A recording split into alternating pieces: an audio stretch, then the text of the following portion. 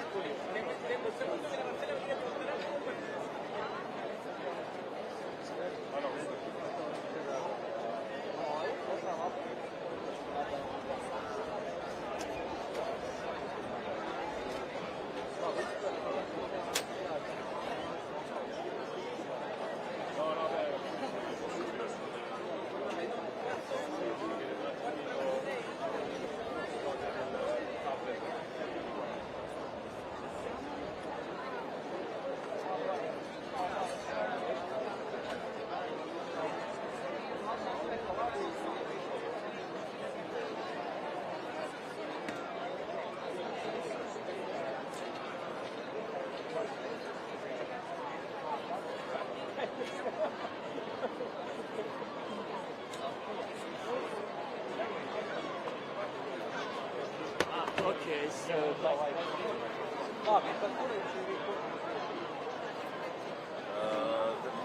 like Este sta familia,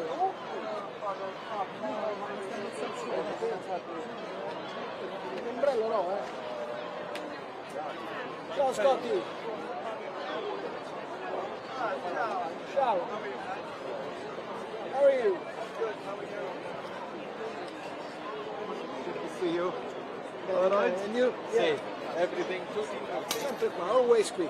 Nice, huh? Alfredo dove stai? Là? No, sta in giro. avevamo il impegno.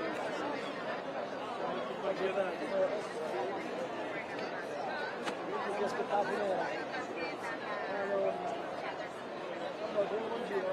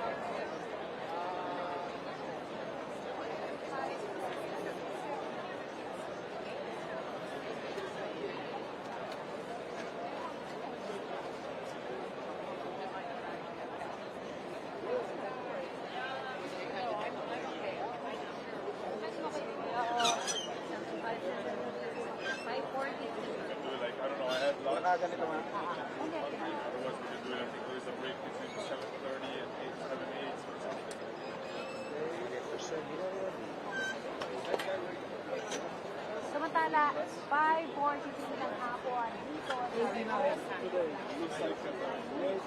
Rest. Yeah. But it changed during the day.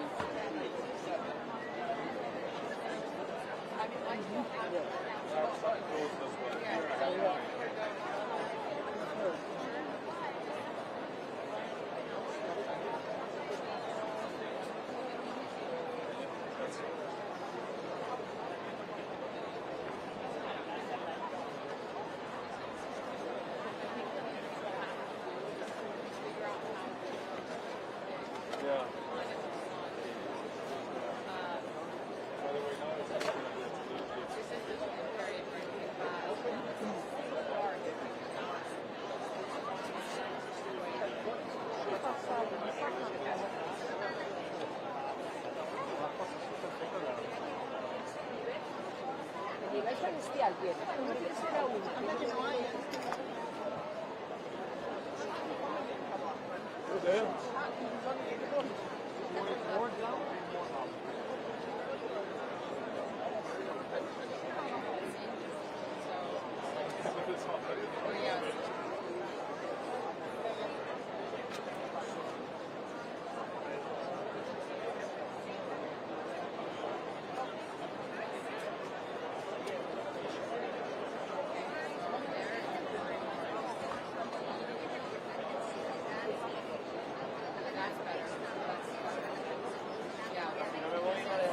Otherwise, it's just because of the sun, and I also live it. It's like, it's so dark, it's cold,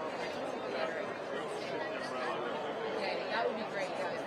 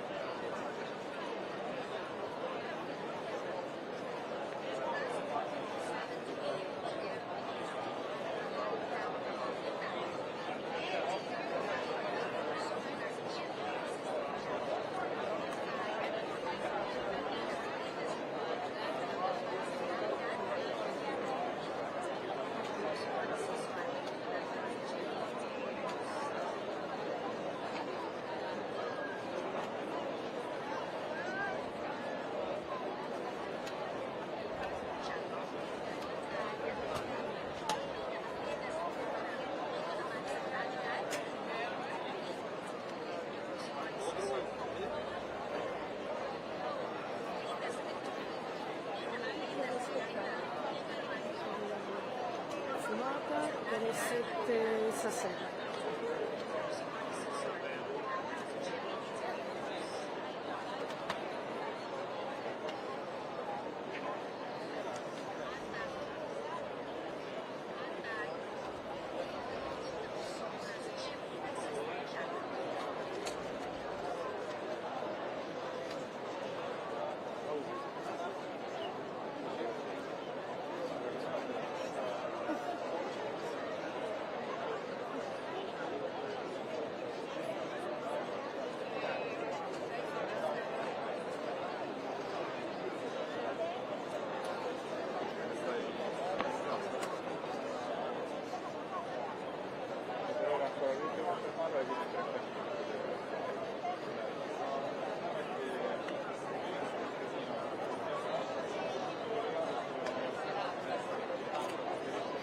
How is it going?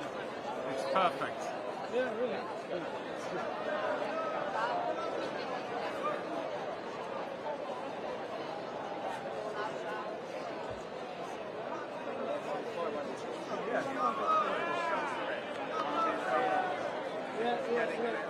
Good.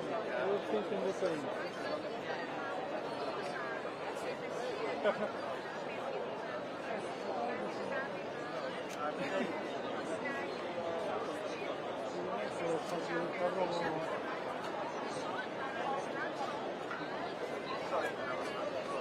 Io volevo andare in ufficio a modificare uno Well, shot. we are here.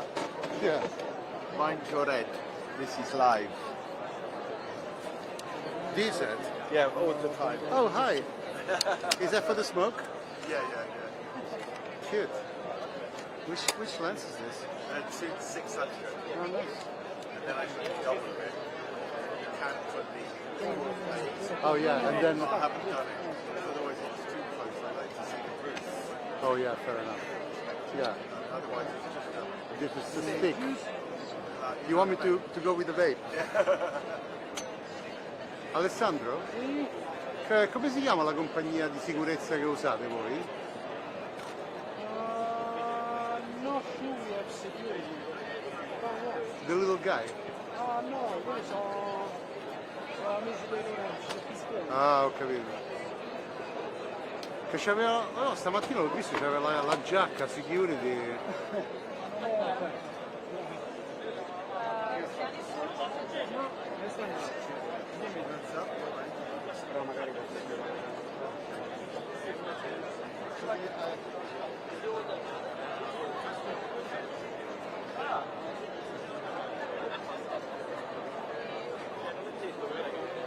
Since they're going to be on the phone, you can stay there.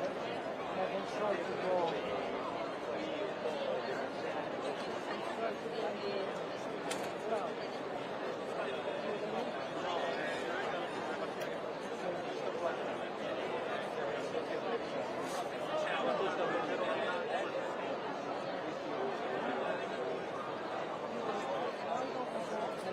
Well, it's not saying that. It's just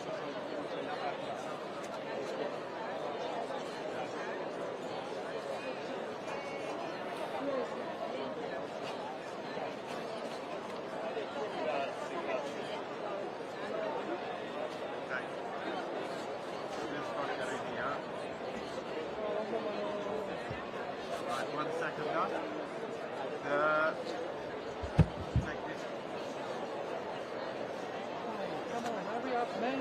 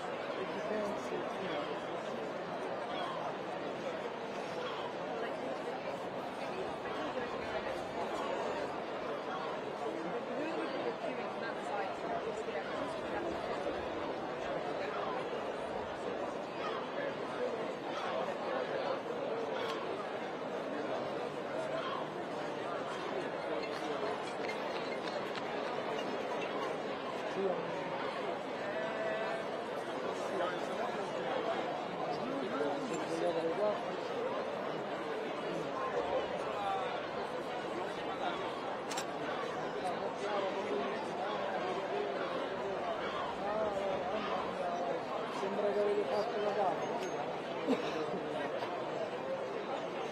Vabbè,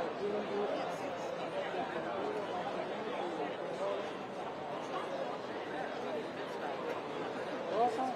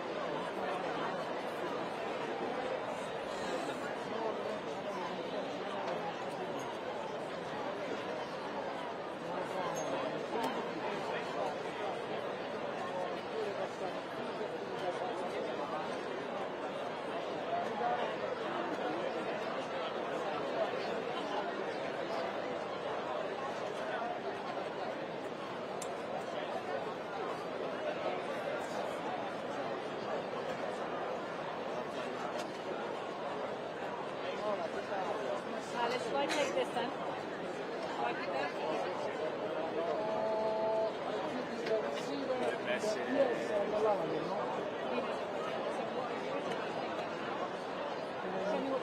On the left, on the left is written, you see?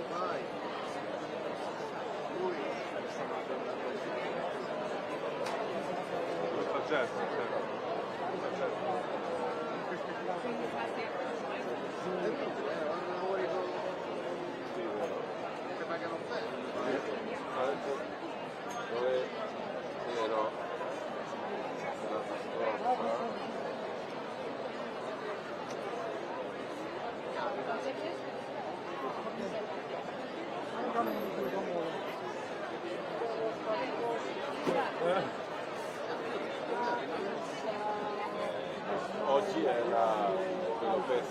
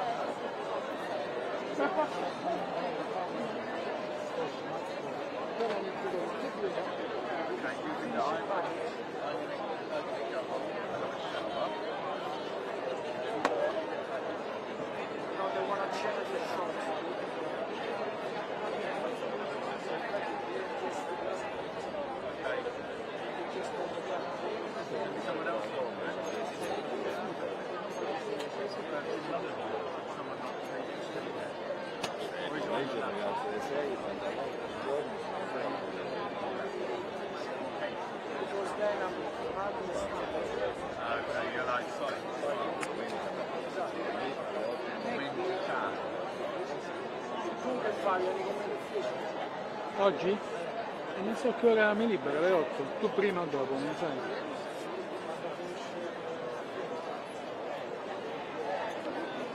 Sì, io comunque in ufficio ce la devo venire.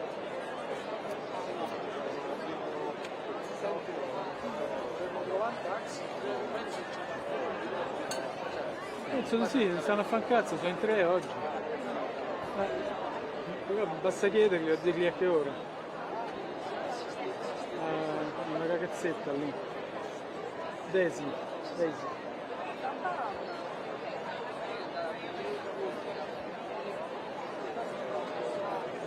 La birretta qui.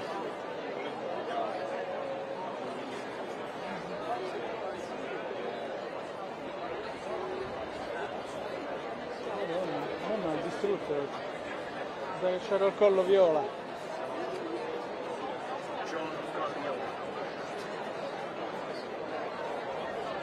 Yeah, be nice, right?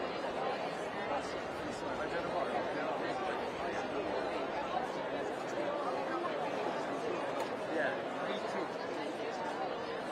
But I didn't have to wait. I felt like a bit of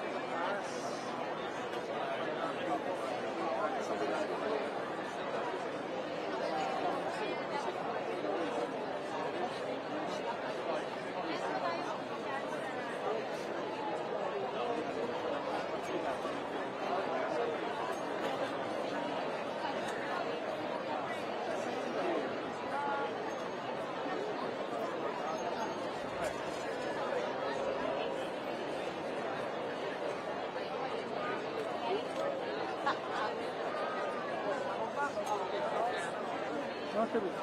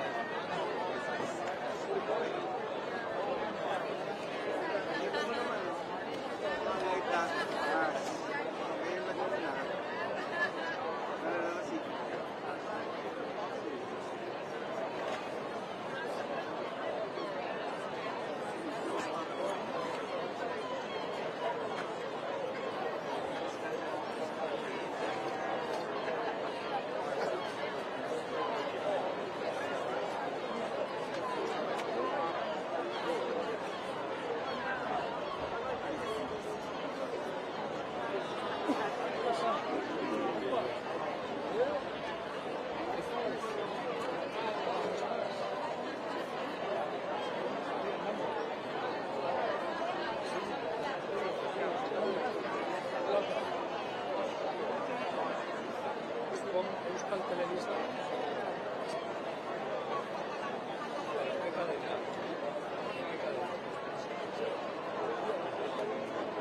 ¿Cómo está?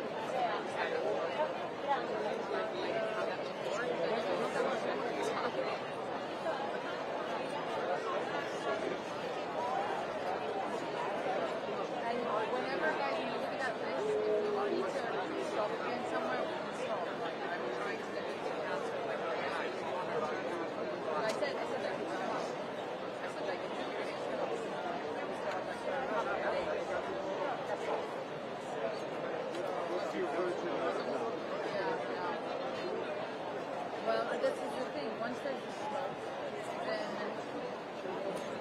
acid, like, I don't want all the acid, and then look at them and be like, I'm done. And then, yeah. Okay.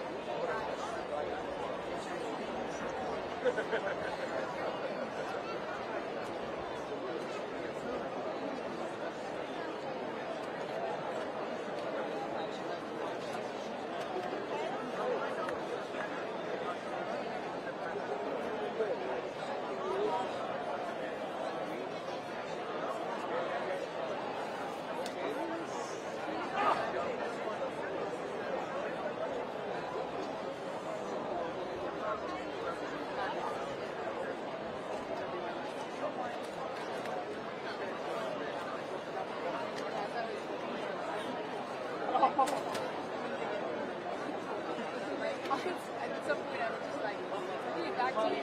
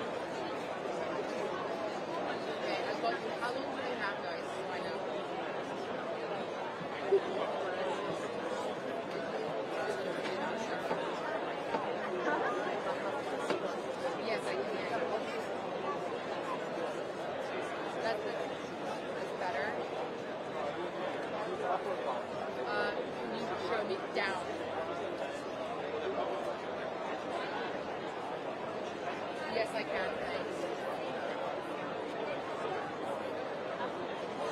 Okay, hold on one second.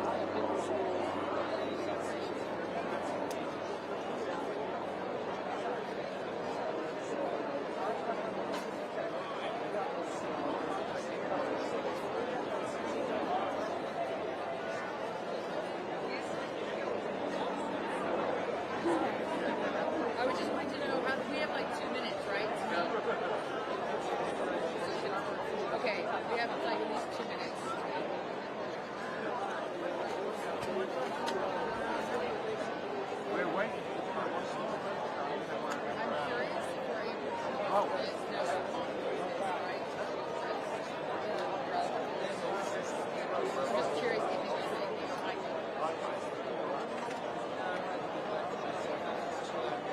No, it's okay. It's okay. So at the end of the presentation, you guys can cross off. I can tilt a bit more the camera. Huh? That's great. If I can have that, it'd be great. Thank you so much. Sorry, I know this is the worst hour. It's always like this.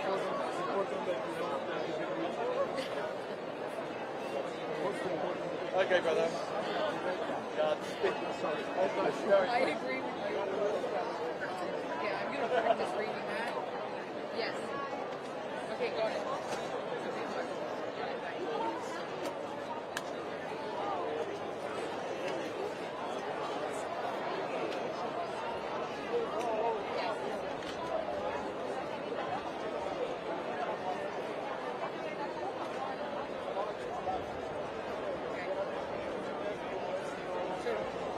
We're all been ranked, okay. And they're coming to me next, right?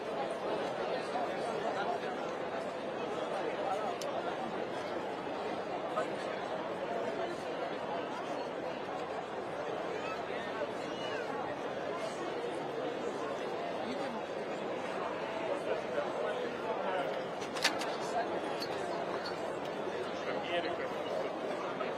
Will we be able to at all?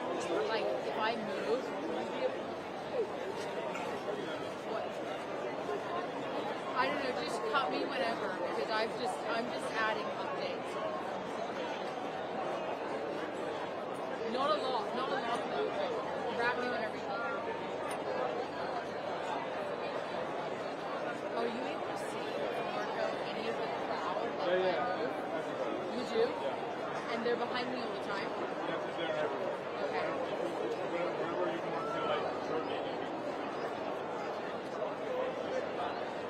Can you see me now?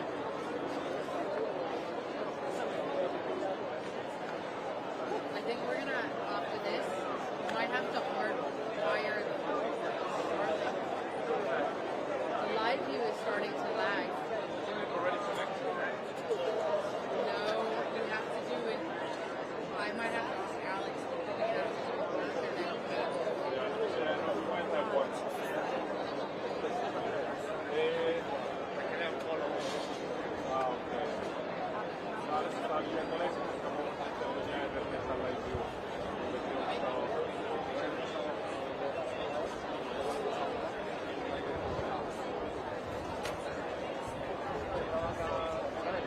Adesso stiamo mettendo in live, dopo controllo, abbiamo lungo, questo non la fede, no, ma doveva questa live direttamente.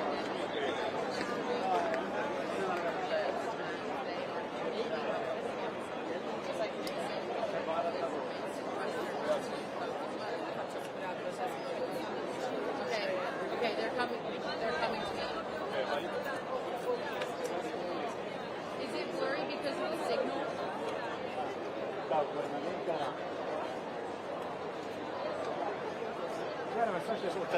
Hi, thank you. Rickman Brock, great to be with you. Well, so many people are pouring into saying these where we are Forse che hanno chance. Hanno sia chance.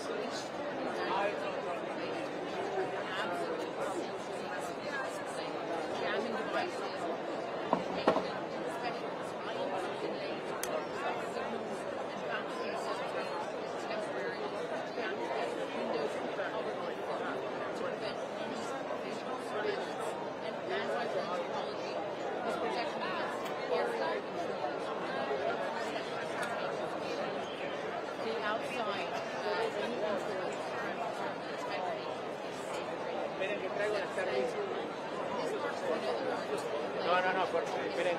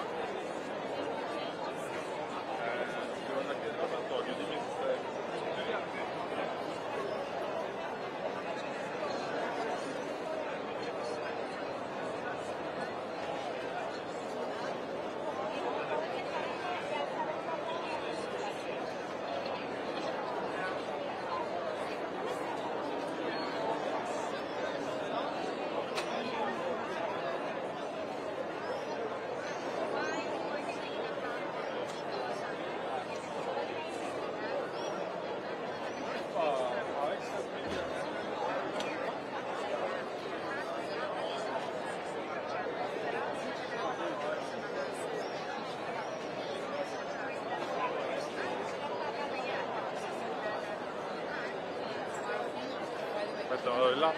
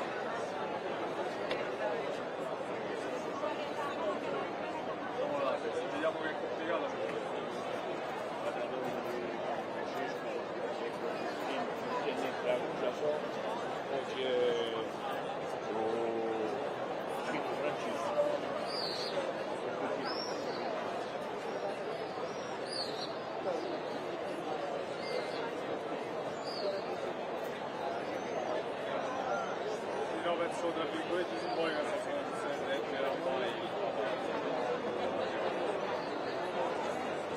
nel senso simbolico, nel senso che si è quasi impossibile che lo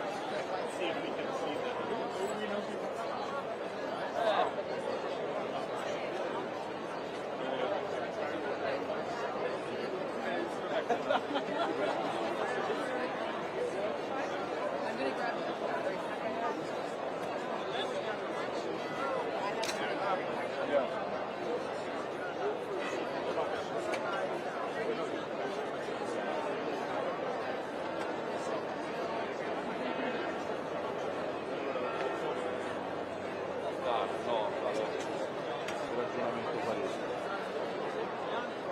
Ma gli devi dare...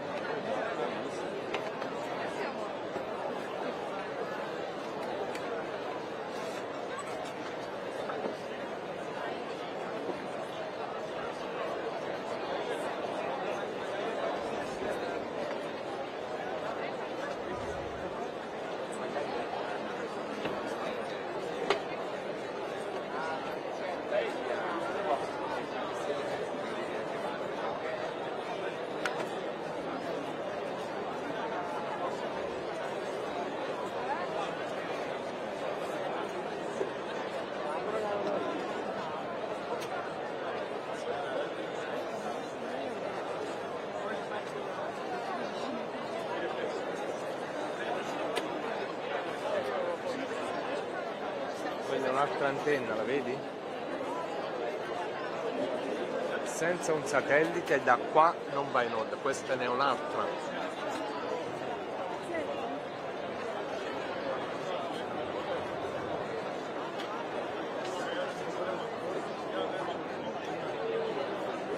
Oh, mi senti? Un casino e una donna.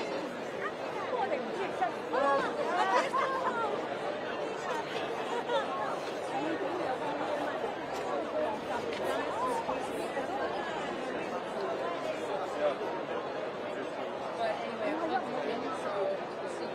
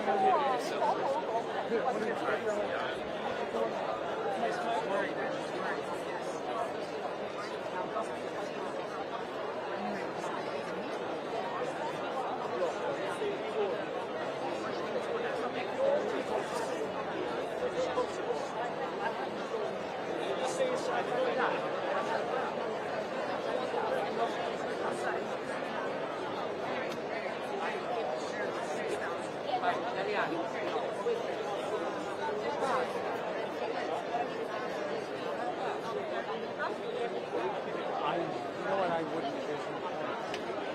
Is we still want to get that. Although, frankly, as we were discussing before you came, the smoke is not going to be distinctly white or black from this angle at this time.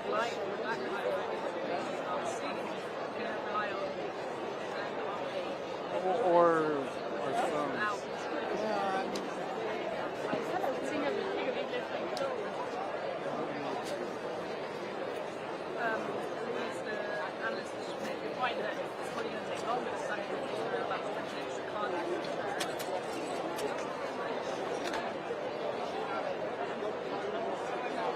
No, there's 20 more than last time.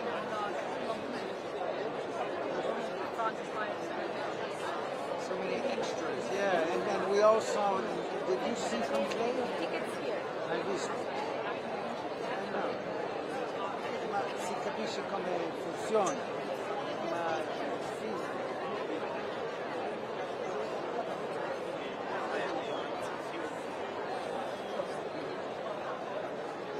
What you seen there, Scotty?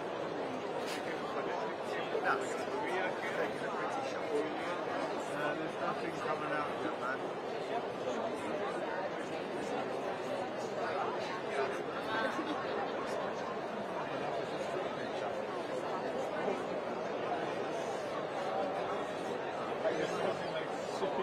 So not the big one, the next one.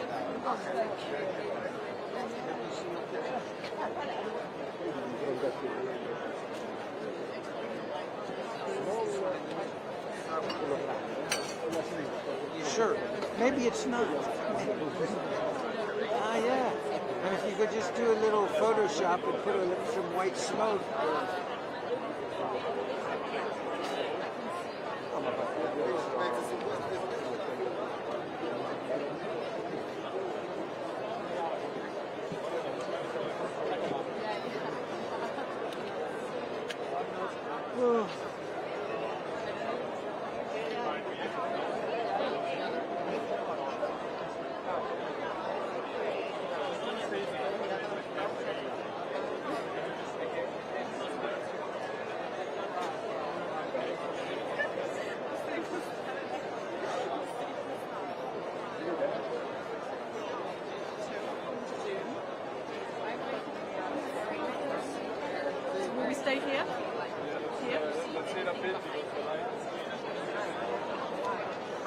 Just we'll start here. Anyway, we'll start here and then we'll rush forward. So we'll start here. And Ale, will you start here with us at the main camp? I just want to practice it up there. This will happen quite fast. We see smoke. I will dial into Zoom. I'll get a couple of mics for you, put them in here. Should we just get them on already? Yeah, of course. Let's start now.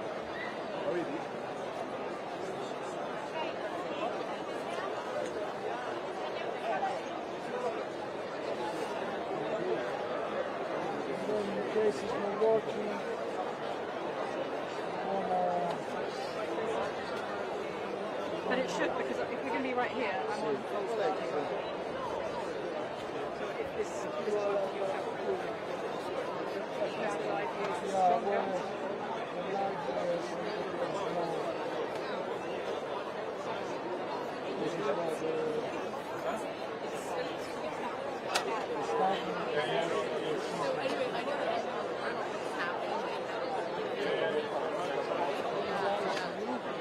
Then, this bus. Raise the microphone. Scotty, check your phone.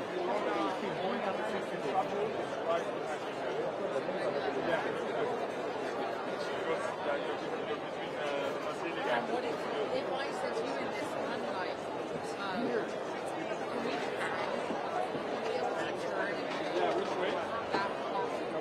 Okay, I'm connected and on. My eyes can't even I think I'm in shadow.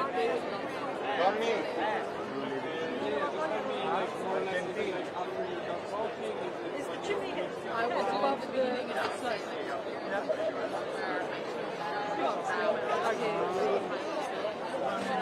and I'll say like, let's take a look. Here, look, white smoke. It's all over.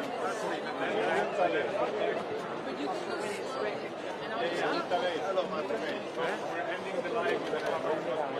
It's a bit ugly, I think, to go there and then to go back. You might come back. Okay. But you can like, you can turn, and then you can slowly pan back. You're looking, you turned on anything? Just turned it on. I just turned it on. It's on. And I think if they want to do this right, we should just be dialed in and ready to go for everything. The Zoom and the Schmoom and the... I mean, yeah, let's wait a few minutes, but... Yeah, you're probably right, otherwise we're going to do this.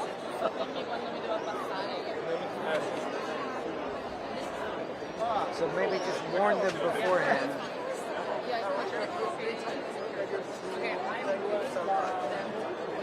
I thought I had to report from 10 p.m. to 6 a.m. I was On my phone? You're over 90. Yeah, that's actually, but I thought I should have like. No watching, we're gonna go Like, in here with them. but it's right there. And I'm here Friday. You need to see it to talk I about do. Yeah, I can't just be like.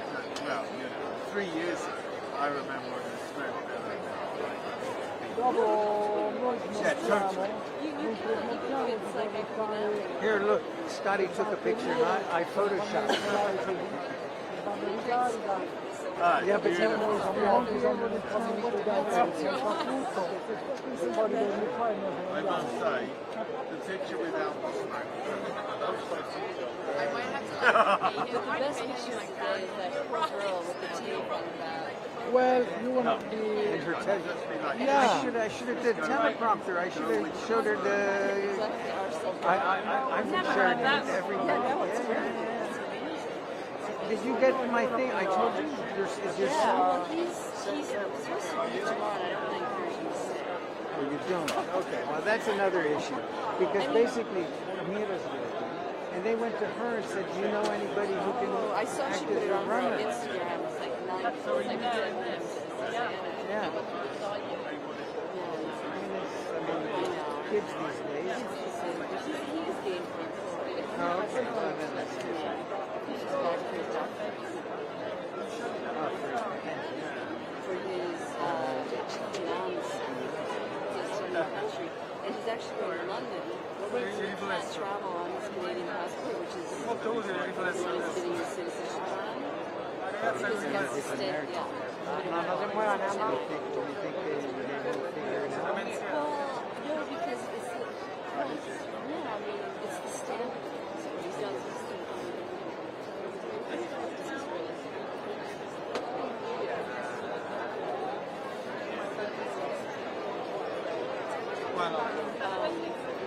No, but probably you guys need to do it wrong. Aren't you supposed to go?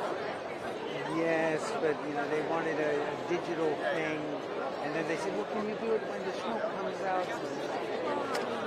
Yeah, it's anyway. It's what it's the whole story. Yeah, I mean, I wouldn't. If it were just anything else, I'd say no. But Right. it's okay. I mean, that is the story. So what time do you know? Our understanding is sometime between 7 and 8, but that's based upon nothing.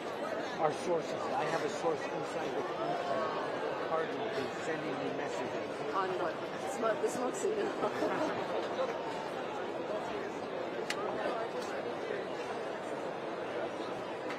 And then what time are you tomorrow? I haven't seen anything. I assume it'll be the same schedule. No, I'm also tomorrow night and I'm on Friday, Saturday.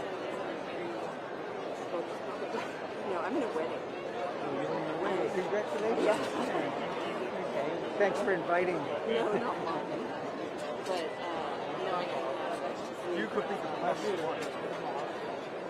plus, my plus one. That might be an issue with my wife. I'm in a wedding that is happening in Italy because I have the rain salt. Oh, okay. So if it goes south, it's your fault. I'm next. No change. It's already in there.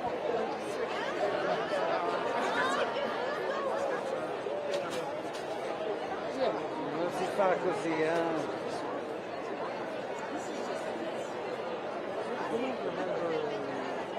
No, I mean, I was always French, though. I was always French. And we could just walk around and stay there. Because I was in Christie Viennese name. Could just be up there. In fact, I probably will. no, it won't. But then again,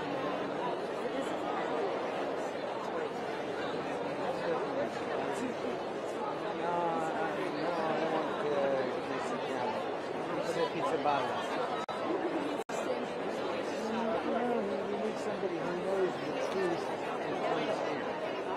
Knows the truth, what it's really like. Or Bill John Paul I. That's impossible. No, we don't want that. I don't want to be back there in 33 days.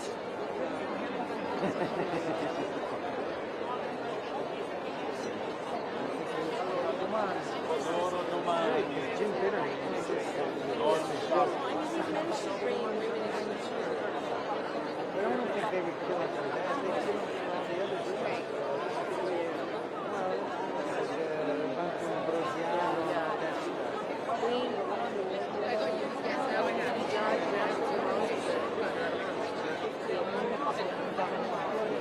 Can you turn your... Older than 58. But, Something now? No. No, I'm good, man. I'm fine. I'll be up to 6. Yes, I can. Sorry?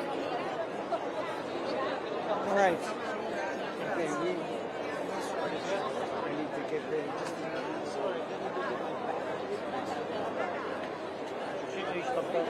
Maya, I can hear you. It's like...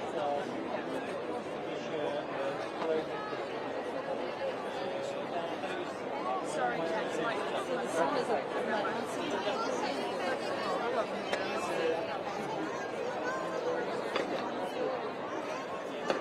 I was just told I'm just going to show you around. I'm going to pan the camera. Yeah. So if the sun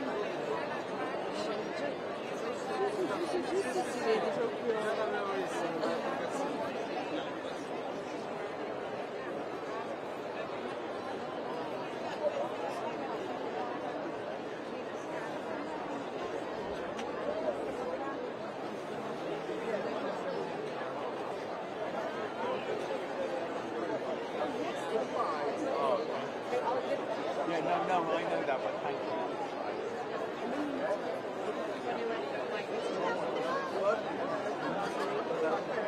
You'll be able to get me that. I was just, I didn't even know that happened. I think it's on. And then I can think about it. And then you start like laughing. You know, like 3 weeks ago, you know. Where do you get them?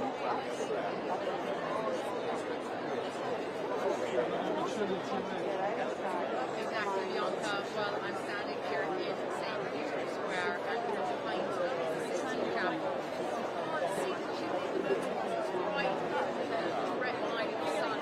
I just want to pan the camera and show you the amount of people that support. So we have to get up to the town, you know, because I'm on a shooting cam, I'm going to mess it up. Sorry. Okay. Yeah, it is great. Well, I was doing my duty the day before I came here. Why are we expecting that? The Cardinals member the church ground. So he was part of the scarping. Like mowing away. It was quite stuff.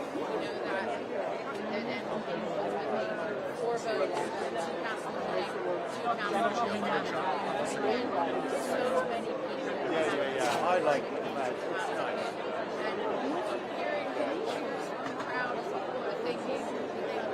Thank you very much. I've got a phone.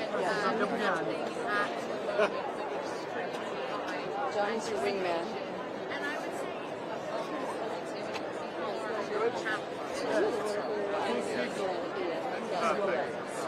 E stasera alle 10 settimana scorsa quando loro stavano per la INS, sai, quello di dove dice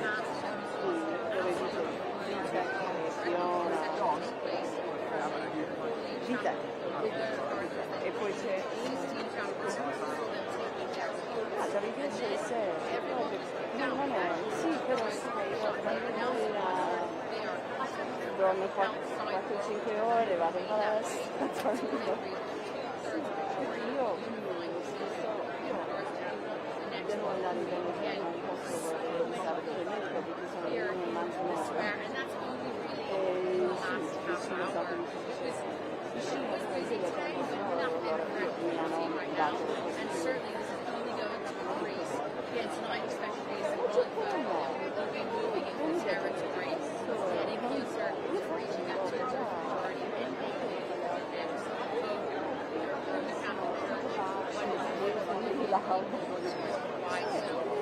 Bianca, we're on Smokestack. We'll be here waiting in anticipation of the crowd for us to see who's coming to the noi siamo in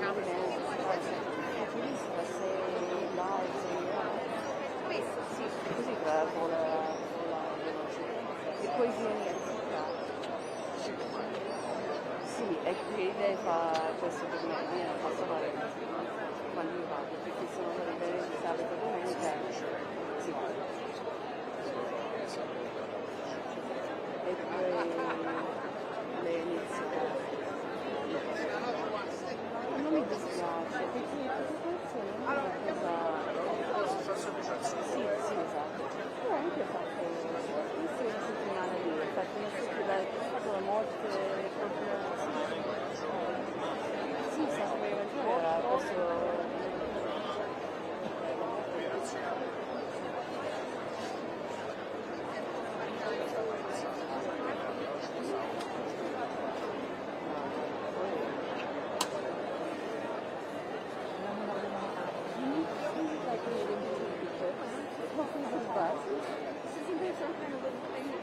Our guy has our food and he's just trying to get through.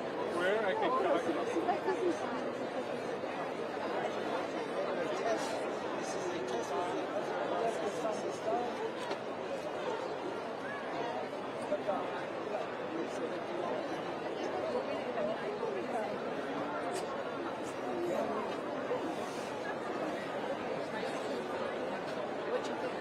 Not tonight.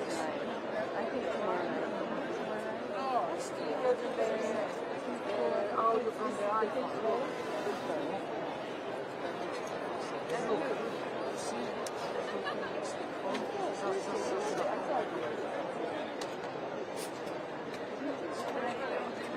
I told you if I were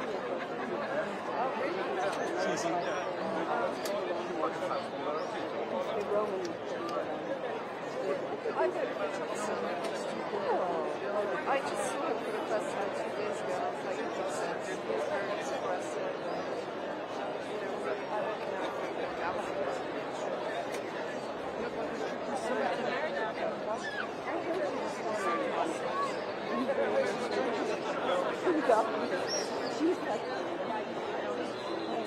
Did you see the Colombian Cardinals and the shirts? No. Oh my god, it's fantastic. I'm washing the shirt. And it was saying, I want it impeccable for the Conclave. Put it on Twitter.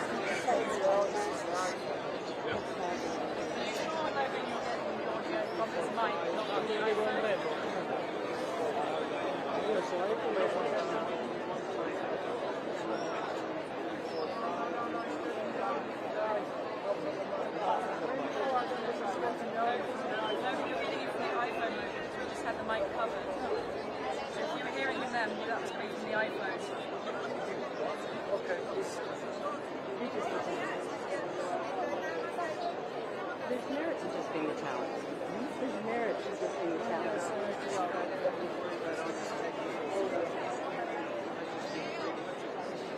Why you flagging?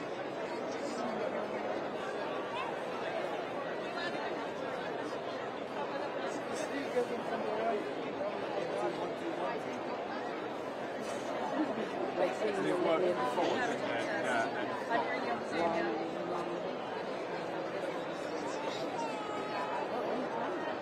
Yeah, that'll be right next to it, don't worry. We're happy to. Can you not, Okay, we're going to stream. can you not cable directly into here? With the TV instead of going into that? No, this is out.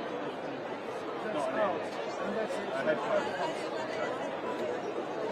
Bring up the light. Okay. Ben, go over there. But you need to get the other mic. Yes, cute. So what do we do? In the 3, 2, 1. Oh, wait a minute, so we're going off of this. Right, because the queuing is only if we get the mic working. Yeah, So maybe you can't do that mic. let's see Because I don't think the IFB is not coming, is it? I'm connected. The IFB isn't the issue. I thought the audio was the It's issue. the mic. is the issue. Yeah, I mean the audio, the mic too. Yes, I can hear you. I can hear you. Okay, stand by, but we don't have. We're just testing, right? Okay. Now, the audio you're getting is completely confused. Okay, Ben, Yes. you need to look I at me. don't understand. Are we doing it off of this? Well, we need to be ready for both. Okay. All right. I have it up on the live map. Wait,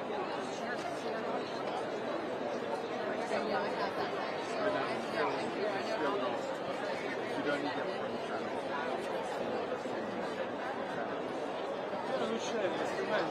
Come? on the real camera, mic test. Real camera. Main camera mic test. 1, 2, 3, 4, 5, 6, 7, 8, 9, 10. 1, 2, 1, 2, 1, 2. Raise it up. 1, 2, 1, 2, 1, 2, 3, 4, 5. But if you turn around, I'm gonna lose the audio. So, Go like this. Okay. Anyway, They're like a big framed out like vai un po' dietro, okay. Not too much, yeah.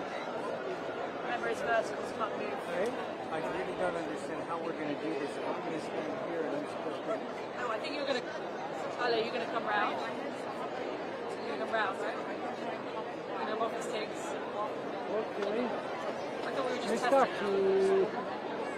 qui Ethernet power. So this Ethernet power. I'll be using as IFBN. Yes. Yes. And that thing is...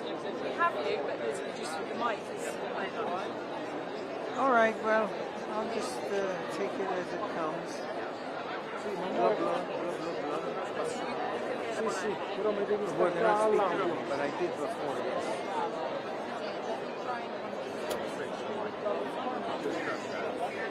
Oh, I hear you very well. I can mute this Zoom phone. Okay, I did. Oh. Okay. Okay, the Zoom phone is muted. Now, okay. Now it's muted.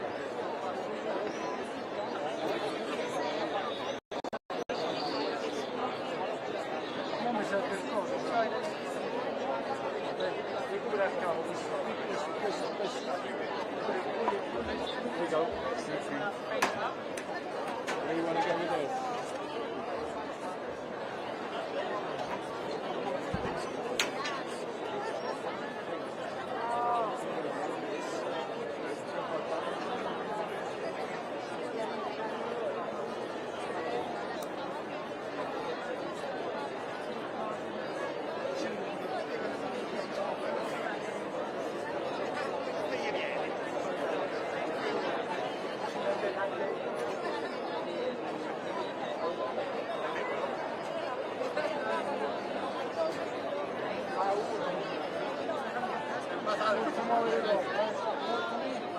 One, two, three, four, five, six, seven, eight, nine, 10. All right, maybe I'll go like this.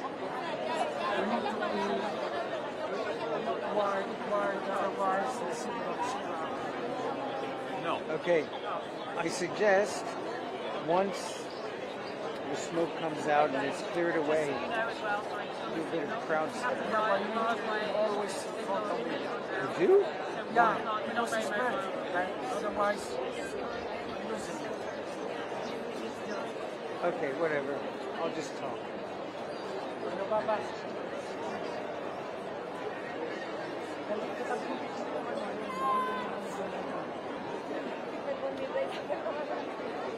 Okay, but I need to get in a position where I can see what's going on.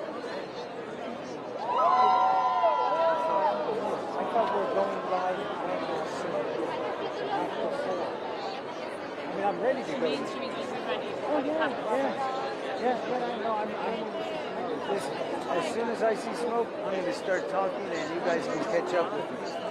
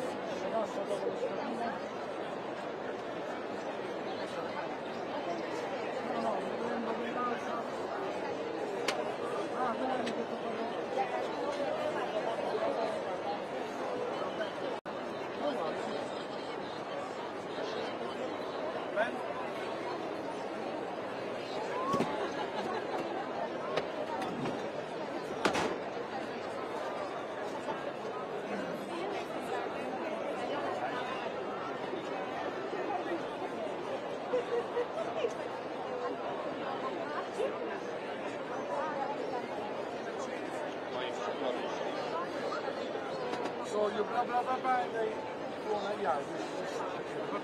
Tu hai detto siamo verticali. Sì, siamo verticali, però se vuoi vedere la versione... Sì, tanto no, c'è un sacco di gente. Segnale ci pagano dopo. No, dobbiamo vedere su WhatsApp. Huh? You're the Vatican. Only see press conferences. They give these out. No, I'm not. I didn't get one of those. Well, we're old timers. Is that an American accident? And this is American? CNN. Oh, wow. I've been doing No, they're everywhere. That's the studio. This is the field. I think this is the land up there. That's right. Ma se invece ti metti qui in cassa, Lì qua.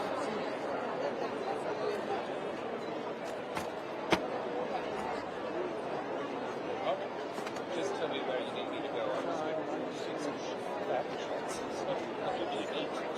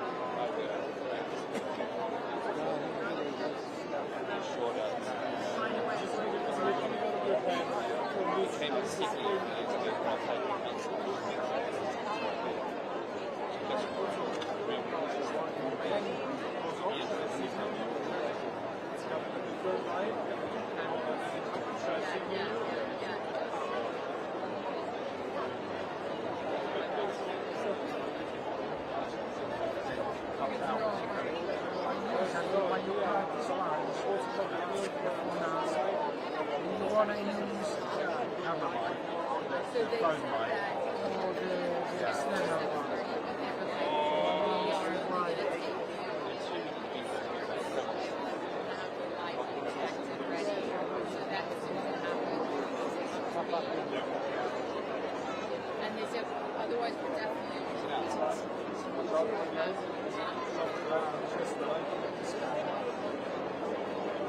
Speaks Portuguese and Spanish. So they understand that totally makes the Spanish and South American styles are. That's a lot. See, that's the song. We like the song.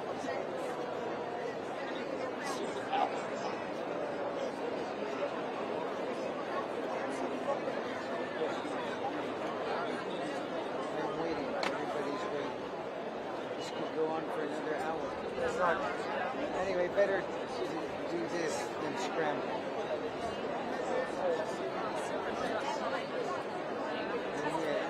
Huh?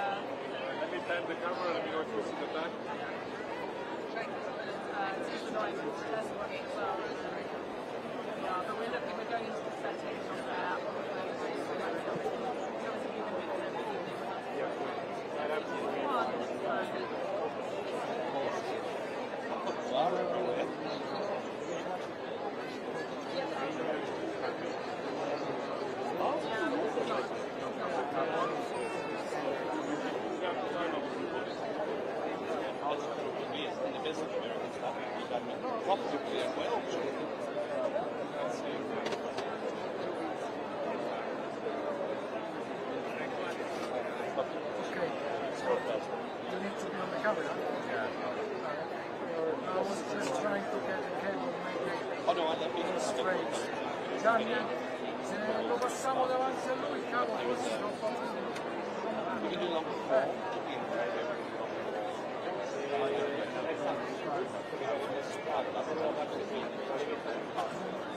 No, no, solo il cavo grigio. I'm not hearing anybody speak to me. I'm connected. Oh, yeah.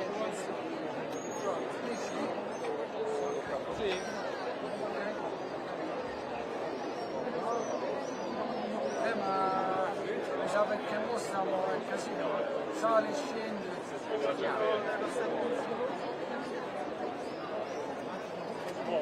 Però può essere che sia.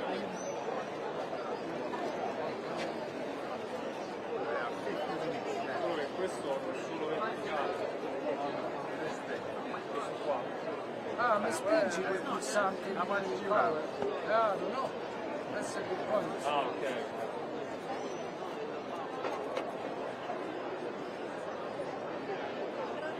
Quello grande, no? Quello grande, sì. 6-4.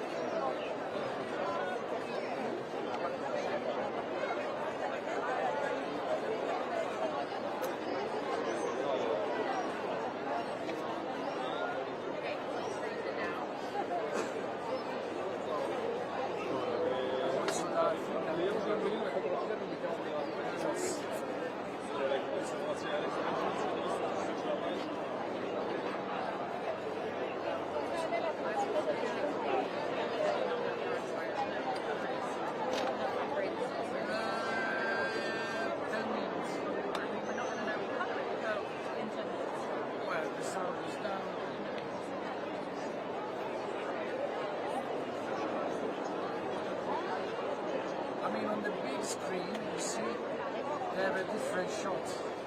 The big screen is actually better to look at than the actual chimney on the roof. You see the big screen? Yeah, that one we might be able to tell what color. That's seagull, that's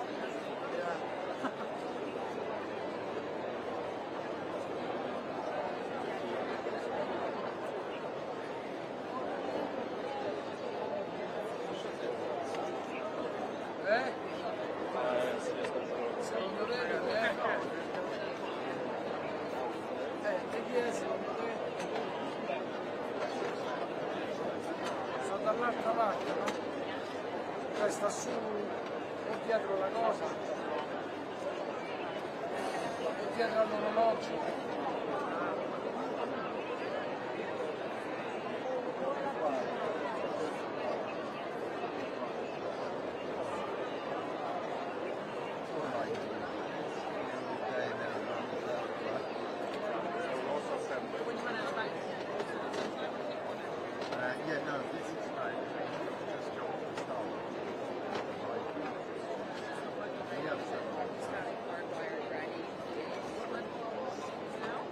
Are you sucking the Wi-Fi from my stuff?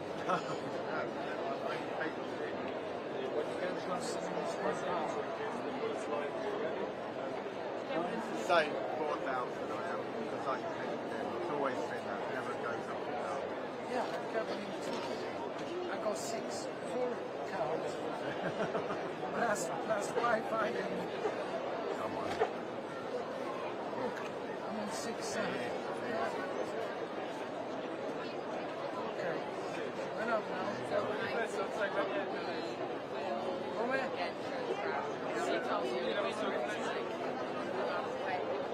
Sì, ma questo sa che tocca mandare pure l'amichetta nostra. Yeah, but I think we'll start and I'll say like comparison to square, and then I'll be like, I'm gonna step down. I'll show you guys the amount of crowds here. We do that, and then you can do this, and then you can have it like sideways.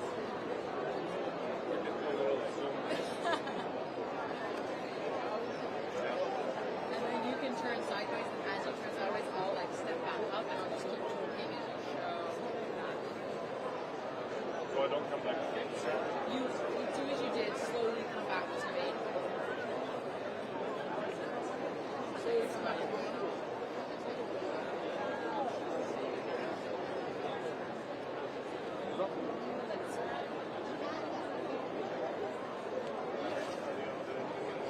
Forse era più logico farlo di là.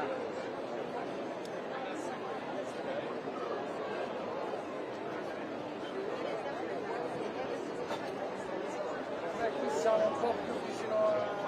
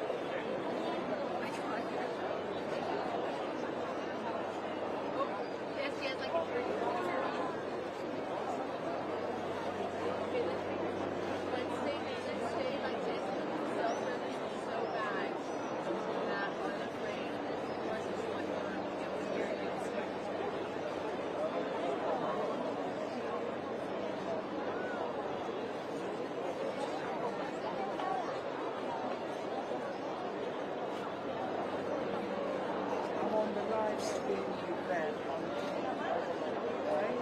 Then I need to break down this. I will put them tonight. So if you want, I can go all your thoughts.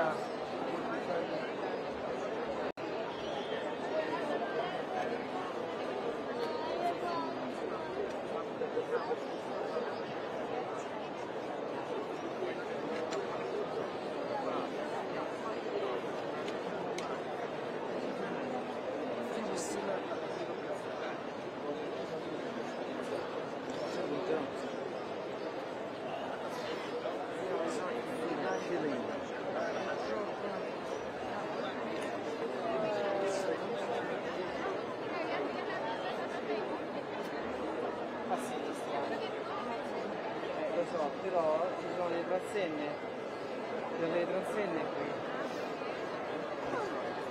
Io non sto lontano dal partito.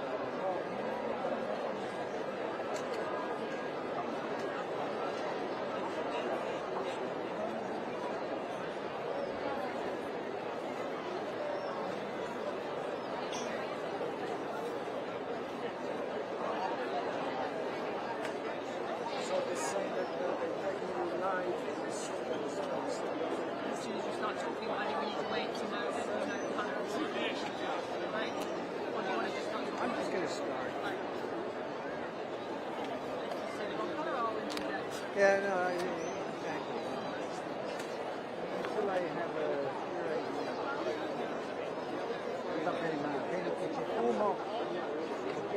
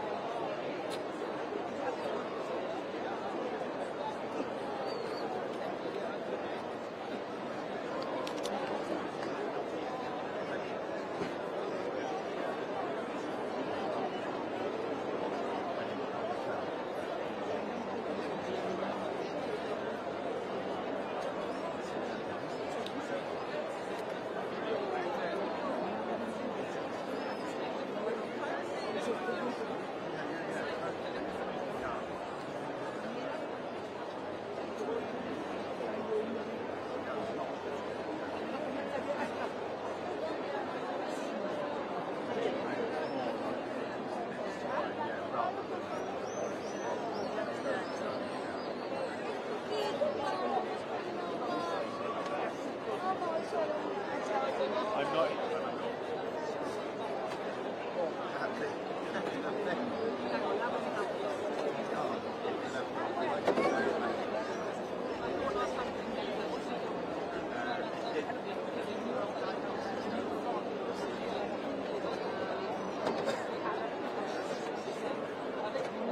How long will it take? You don't want to just do it now?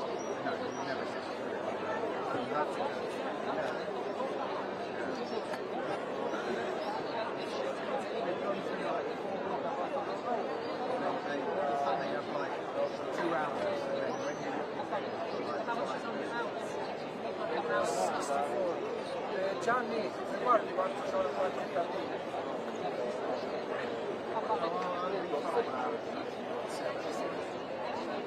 Maybe we should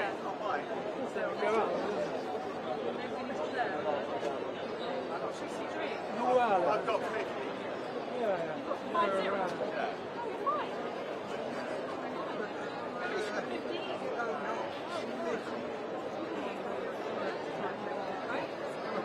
Hours time with you waiting. What's the rate for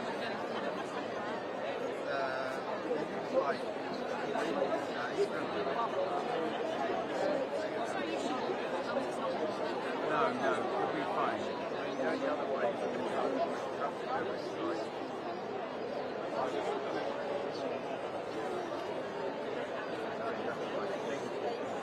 I definitely don't think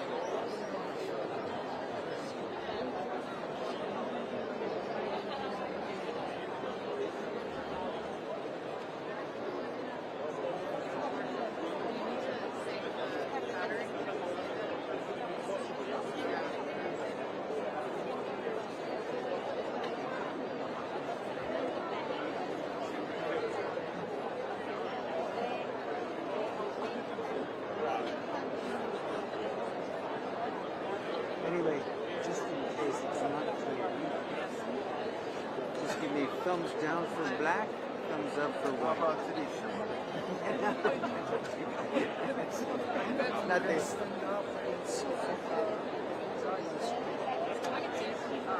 She's taller than us. the seagull is just brilliant. Yeah, I love the seagull. He's really interesting. Yeah, he's cool, isn't he?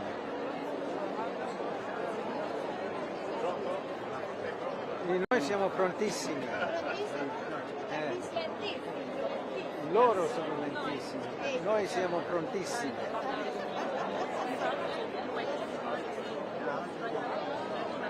But let's see.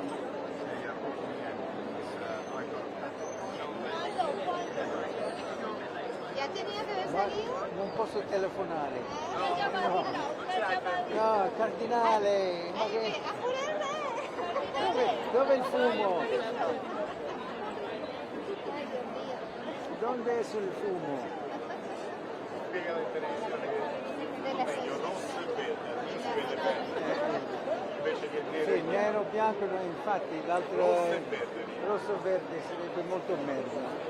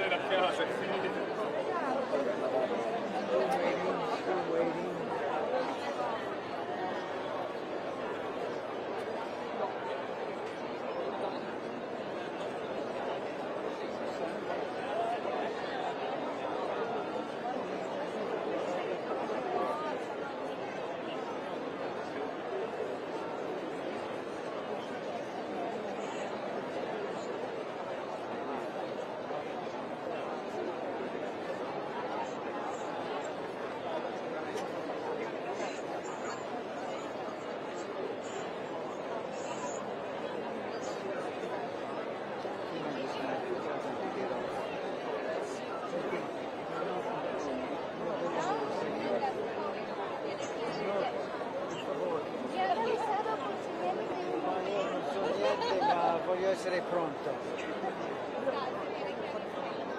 Pazienza.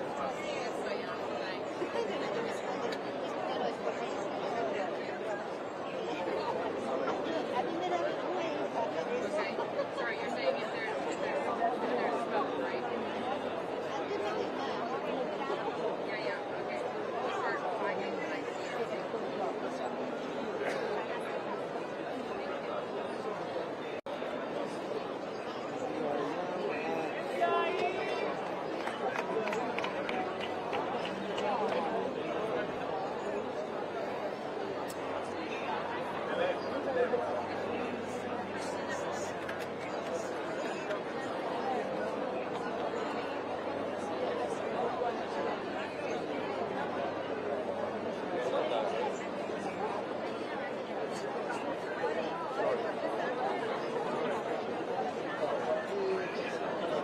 Ask Chris. He knows the exact time of every smoke that's ever happened.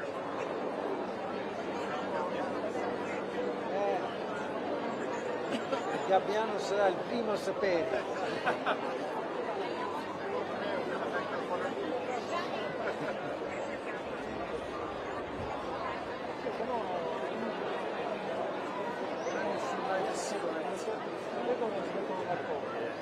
Nella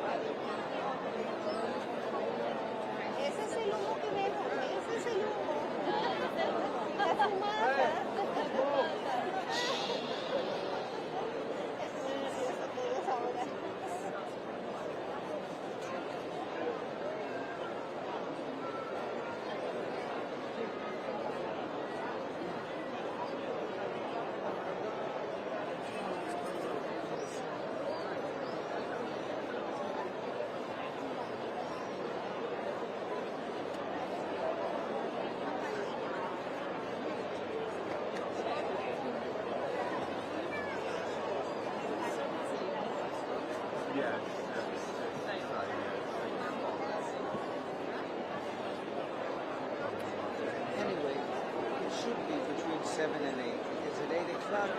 It's dinner mañana. Yeah, 8 o'clock. It's dinner time. But anything seagull. Seagull.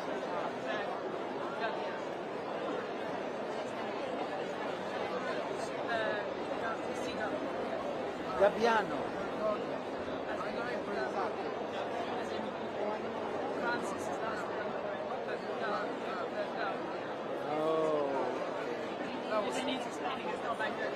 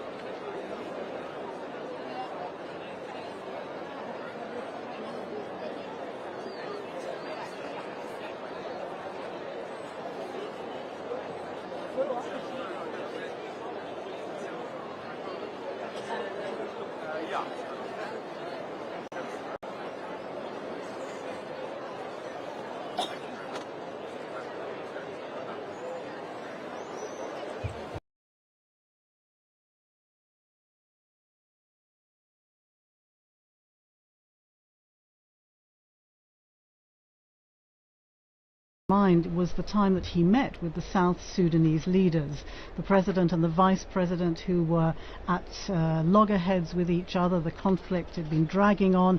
He invited them to the Vatican for that session with the Archbishop of Canterbury and the moderator of the Church of Scotland. And I'm sure you've all seen the pictures where he gets down on his knees with great difficulty, and he gets down on his knees to kiss the shoes of these leaders in an extraordinary symbolic gesture of humility to say to these leaders, these military leaders, stop the fighting. You've been elected to serve your people. And these are the gestures that I think sadly hasn't seemed to have been able to put an end to the war in that country, but very, very poignant and powerful gestures which will remain with us. And let's remember all the times the popes have gone to the United Nations. We'll never forget Jamais plus la guerre, Pope Paul VI, and then Pope John Paul II, and Pope Francis. They have all been to that incredible forum of that family of nations to say, stop fighting, listen to the voice of the people. And as Pope Francis very famously wrote in his encyclical Laudato Si, heed the cry of the earth, heed the cry of the poor. It's an incredibly important role. And I think you mentioned Pope Paul's very heartfelt. You could see it on his face when he cried out, "Never again war, never again war." And I think every subsequent pope that's visited the United Nations has quoted him there. I'm not absolutely certain of that, but Dawn, you mentioned the unique place of the Catholic Church. The Church is present in just about every country in the world, so they have a stake in a lot of these conflicts. Some places the Church is very small. Mongolia has a community of a few thousand people. 1,500 Catholics. With the Cardinal, though. Right? But with the Cardinal, who we saw today. Cardinal is Marengo. present throughout the world. It does have the diplomatic corps, and I know you've done some studies to the diplomatic corps.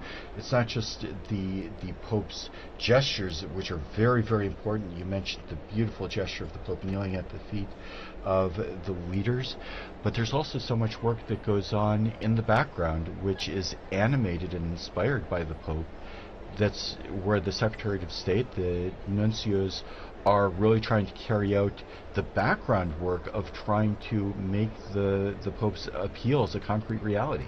One of the surprising things, people come to Rome, they find out it's a city with two sets of embassies, that there's embassies to the Republic of Italy and there's embassies to the Holy See. And the Holy See has diplomatic relations with an immense number of countries, including countries that are at utter loggerheads with one another.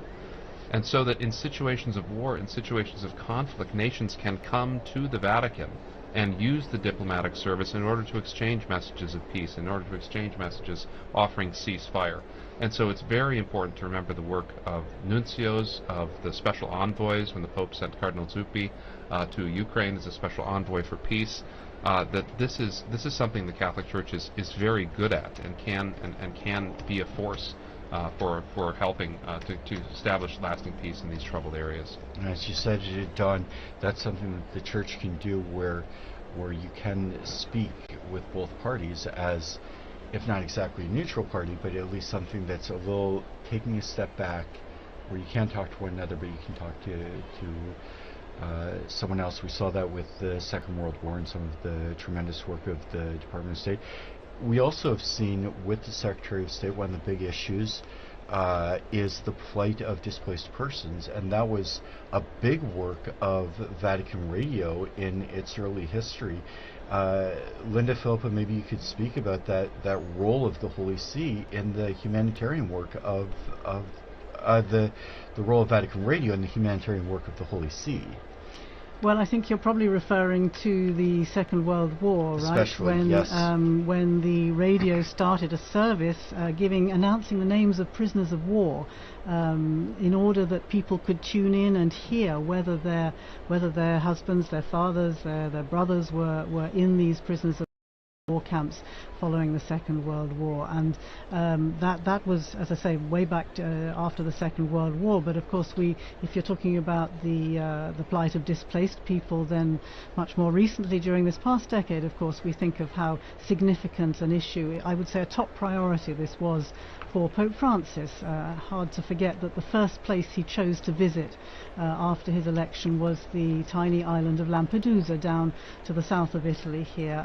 Why? because he wanted to remember all the people, all the many people who have lost their lives trying to flee their countries, trying to get to safety and security for their families, and losing their lives in the Mediterranean in these terrible flimsy boats that just capsize.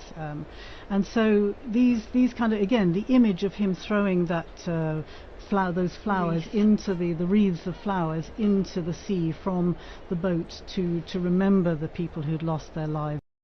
Speaking with other migrants who had successfully arrived in Lampedusa on that first visit.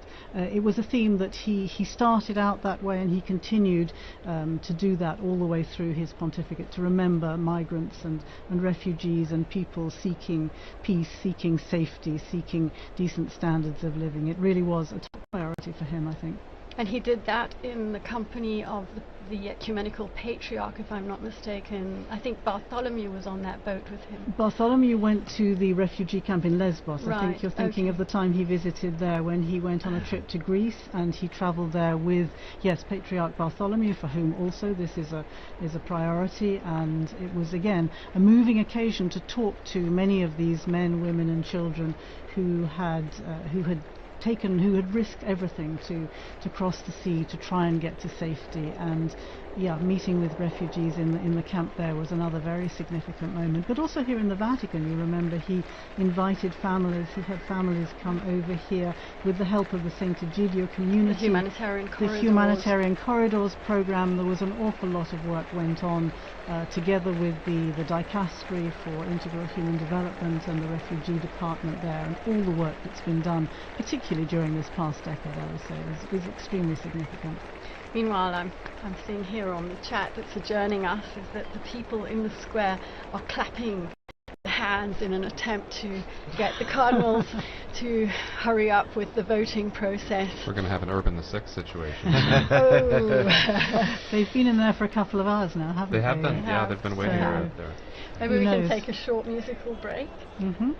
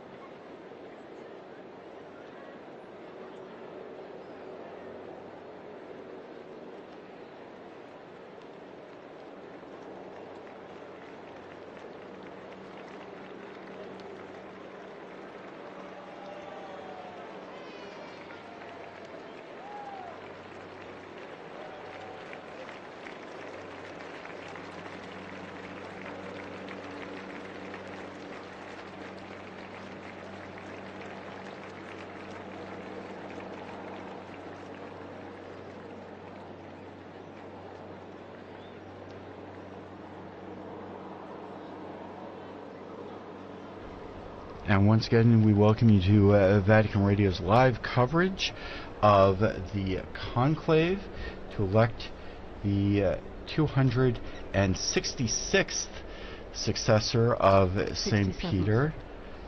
267th Pope, 266th successor, I think is last count. But that's actually an interesting point because the official list of popes has changed numerous times over the years. And in fact, there was a change in the 20th with different popes who had traditionally been counted as popes suddenly struck from the list, and perhaps some other clarification from historical scholars. Well, so you have things like Benedict IX, who was pope 3 different times, and then John the 20th that didn't quite make the list eventually, and so they had to skip one.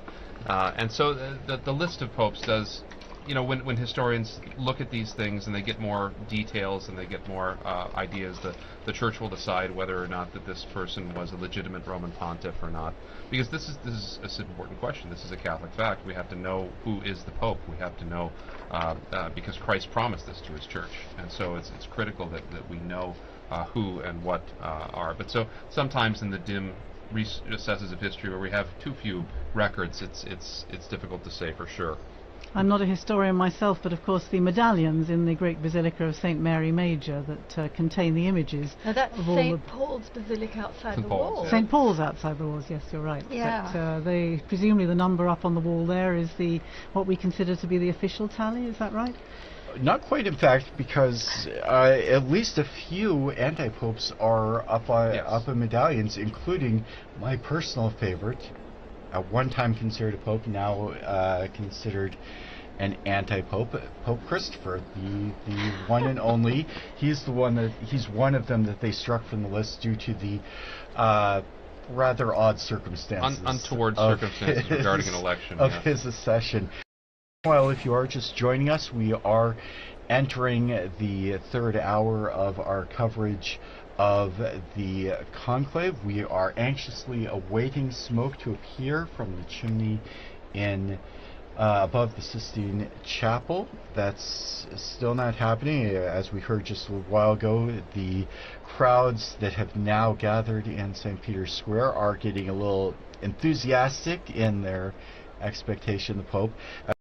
Our third hour, I would like once again to thank our television and radio partners, including EWTN-TV, Catholic Faith Network in America, Shalom World Television Network USA, Atmadarshan TV, Catholic TV, Mada TV India, and Uganda Catholic Television, UCTV, as well as radio partners Luminous Radio and Radio Katipunan in the Philippines.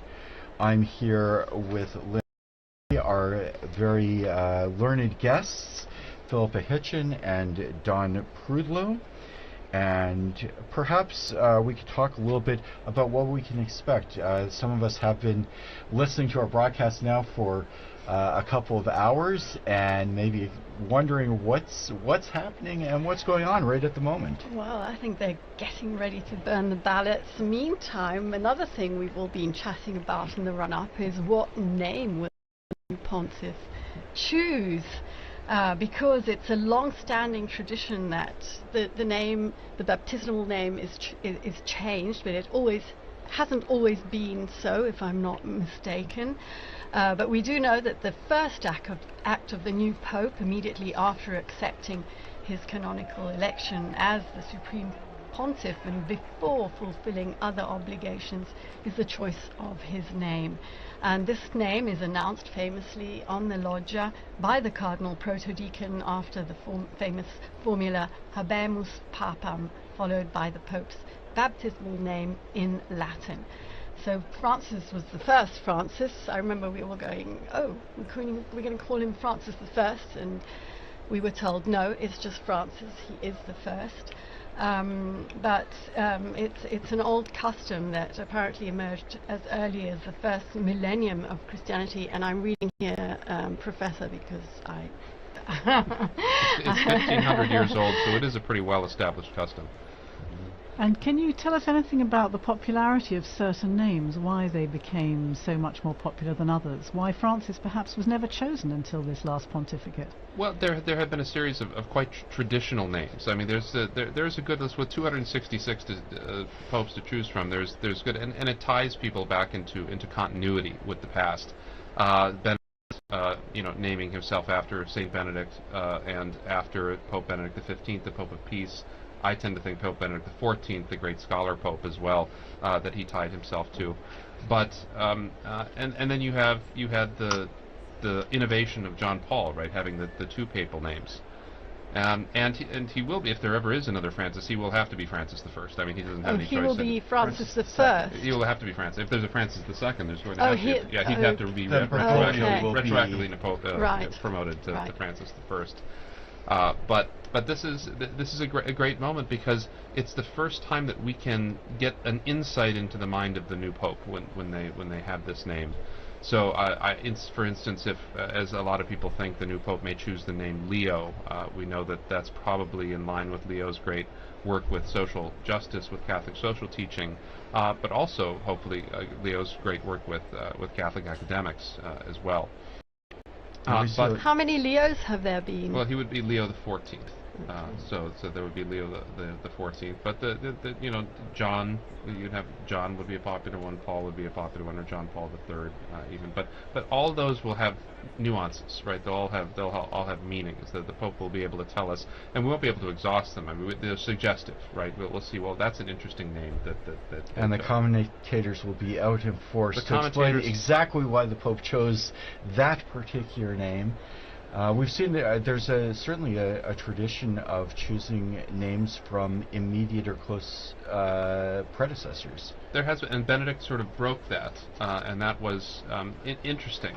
And I think that's because they had, we had John Paul and then John Paul. I think that was good to break off from that a little bit. But you're right, they go up and down in popularity. I doubt that we'll get a Sixtus VI. I think that we may have ended that line. Won't make we it. haven't had many Pauls. We haven't had many Pauls, right? There's been a lot more Johns than Pauls. But that's definitely a possibility. That's not. But then you have these strange names from early in papal history, right? Like Conon or Lando, and those are likely going to continue to stay in abeyance. But a name like Innocent or Clement, right? These were immensely popular in the 17th and 18th century. And they tied them back to those great histories with those names too. John's was kind of a surprise because there had not been very many creditable Johns in papal history, and so it was kind of a surprise, particularly. And there was controversy even about his numbering because one of the anti-popes of Avignon was John the 23rd. There's actually an anti-pope John the 23rd buried in Florence, so that was confusing as well. But he wanted to make his personal statement with that. And as you say, some names gain popularity because of wildly popular popes, but some names fall off when you've had a pope who really did have, as you said, a discreditable reputation, and suddenly we see a lot fewer. One of perhaps the most famous bad popes, Alexander VI, and we did have a successor, but afterwards the name just kind of fell into disuse for now since several hundred years. Right, that's right. But this, there was very good Alexanders in history as well some not so good Alexanders. But and popes don't always choose a name based on Christian principles. So Pius II, he was Aeneas Silvius Piccolomini, and he was so enamored of the Aeneid that he wanted to be Pius Aeneas. So he was Pius II, not because of any devotion to St. Pius. Julius because of devotion to Virgil. To Virgil.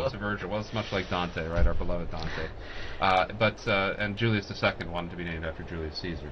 I think so. That worked. But there were both Piuses after Pius II and Juliuses after Julius II.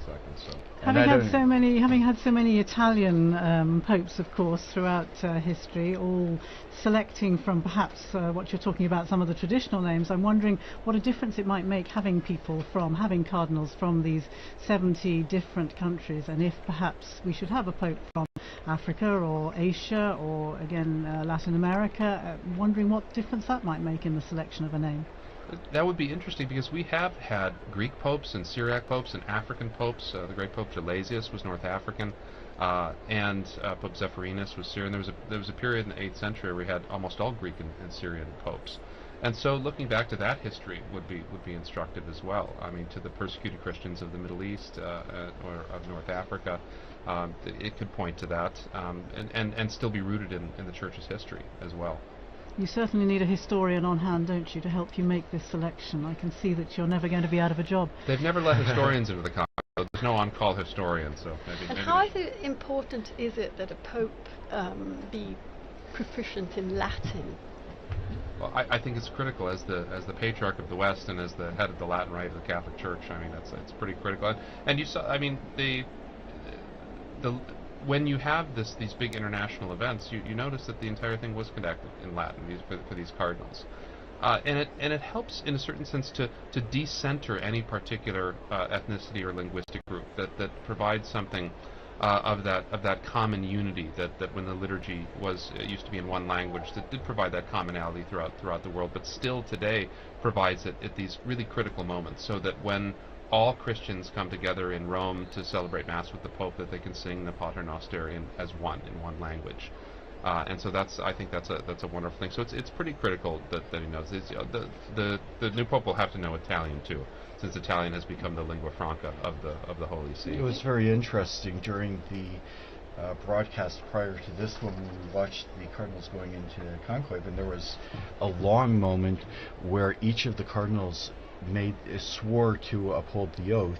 The full oath was read by Cardinal Parolin, and then each successive cardinal said, "I personally swear to abide by this with my hands on the Gospels." But all of them made that oath in Latin. And if you were watching on the video, you saw they had a cheat sheet in front of them with the precise phrase.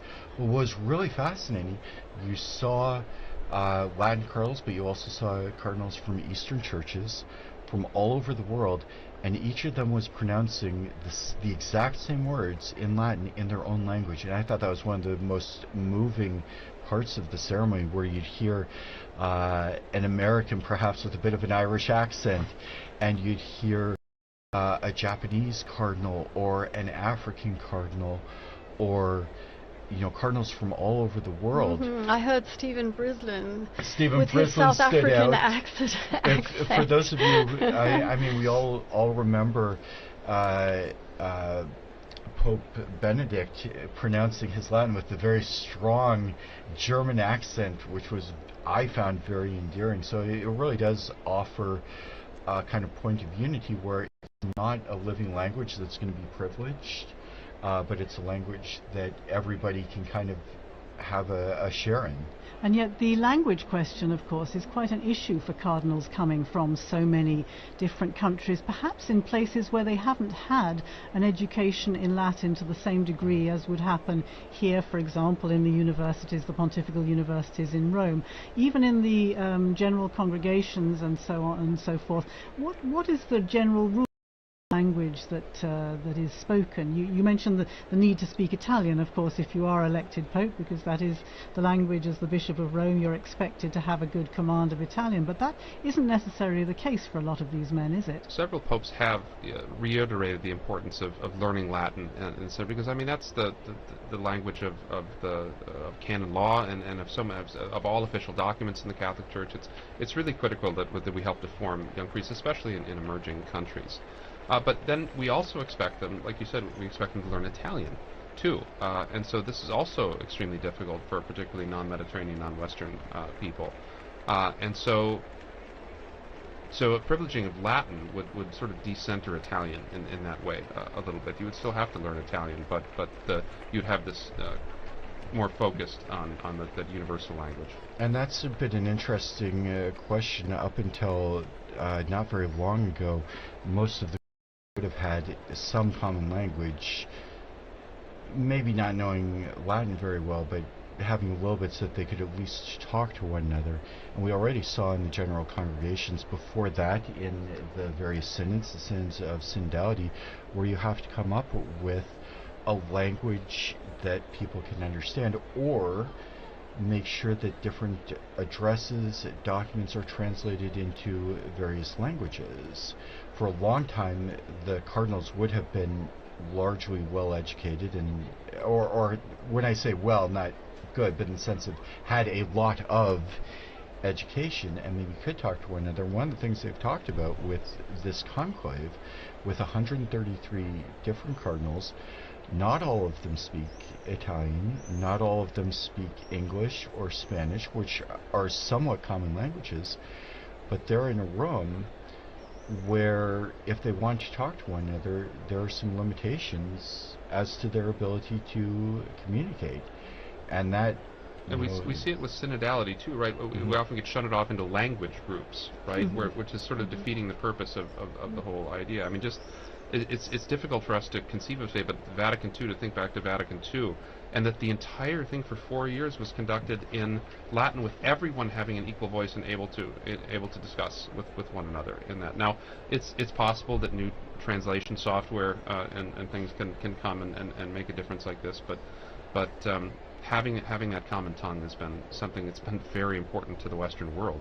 That would be an interesting technological change if in some future conclave they're all issued a universal communicator translator, to translate on the spot, and then you don't have to worry about translators coming in and violating. And I think about that ecumenically too, because I mean the use of Latin transcended the boundaries of the Catholic Church for so many centuries. In Europe, it was the common diplomatic language.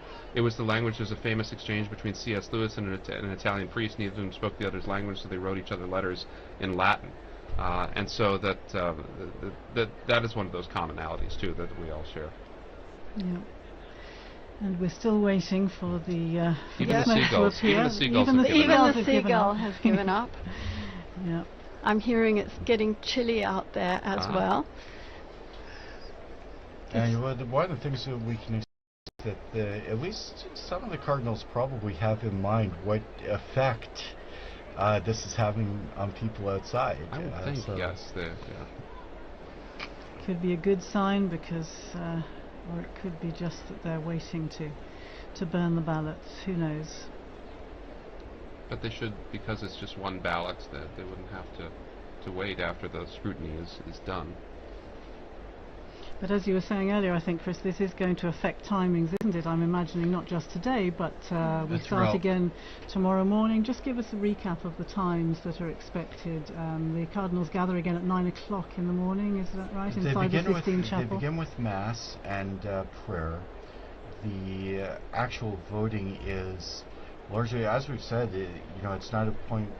The conclave is not a place where people are going to get up and give campaign speeches, or much speeches at all. I've heard many cardinals talk about conclaves as more like a retreat than anything else, and when they come into the Sistine Chapel and do the vote, that's all they do. So what we've been kind of expecting, it's very imprecise, as we're seeing even as we speak, we're kind of expecting the first vote to take place and maybe be finished up by 10:30 or 11 o'clock in the morning. If there's a positive outcome, we would see the white smoke then.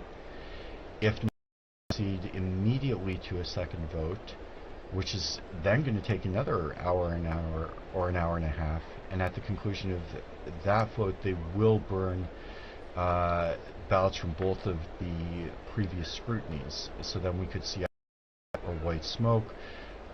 The kind of general feeling and general ideas that might happen around 1 o'clock each day. Yeah, and let's remember that this service that we are providing is not just in English, of course. Being Vatican Radio, it's in 7 languages, the live service that we are doing now, but the other languages will also be broadcasting, so it's going out in a lot of languages as we speak, and of course everything is on our website, on our social media, on Twitter, and not just spoken languages. And not just spoken languages, the sign languages, in various sign languages. There's the Italian sign language, the American sign language, and I'm here. We have Devon on the line. He's still in the square. Devon, hello, hi, good.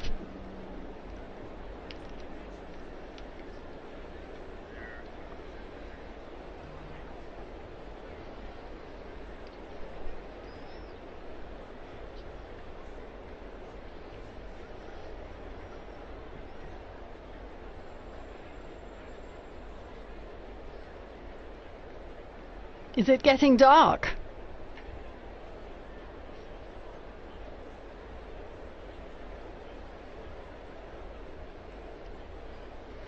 We're all wondering what's going to happen. We've the two and a half hours since the beginning of this commentary, and so yes, the seagull appears to have also left its position next to the chimney.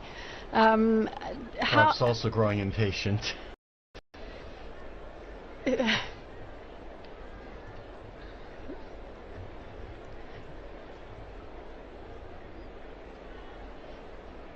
Have you spoken to any other pilgrims or Romans in the square who have specially come for the occasion?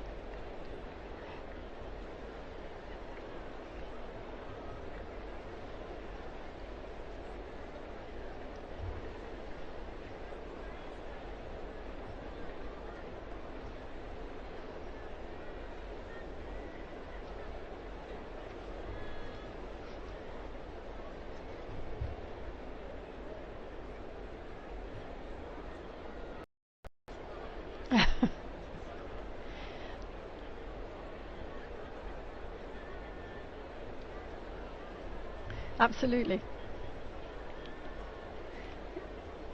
We will. Thank you very much, Devin. And what's very interesting is that if they've chosen not to do a vote this evening, or if there's a problem, that's probably not the level of intervention that will cause them to break the conclave. So there's no real means for them to let us know what's happening inside. So we're gonna keep guessing and keep waiting and praying. For those of you who are listening in, we can tell you a little bit about how you can listen into and follow the papal election on Vatican Media. As we mentioned, we followed the Mass for the election of the Roman Pontiff earlier this morning. You can learn some more about that on our website. If you're watching on TV, you see our famous seagull has returned, at least one of them.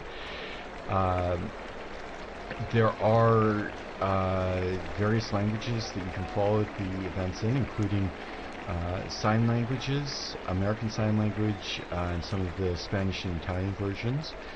Vatican Media is also providing video and photo coverage of the various events that took place today, the Mass and the entry into the Conclave. And we will be opening up a live broadcast for each of the periods when we do expect a papal vote, continuing tomorrow morning, beginning at, I believe, 10 a.m. I think the broadcast goes live at 10:30 a.m. 10:30 a.m. And you can go to our Vatican website to find all of the broadcast times, and we do really hope you will join us. We do invite you as well to visit our social media pages, including Facebook, X, Instagram, and YouTube, where you can follow along and see everything that's happening, or in this case not happening, this evening, as we wait for the sign that a scrutiny has taken place. You're talking about social media, you're talking about the radio broadcasts. Of course, the Osservatore Romano, the Vatican newspaper, is also waiting anxiously for the results of this papal election. If I remember rightly, they produce a special edition, remember rightly. Yes. And almost as soon as the announcement is made on the balcony, the presses start rolling, or at least the copy editors start putting out this edition so that it can be distributed free, I think, in St. Peter's Square to people as soon after the event. As was the one that marked the passing of Pope Francis. Meanwhile, they tell me we have someone else in the square. It's Sister Nina Kravich here at the Dicastery for Communications. She is a communications expert. Nina, hello.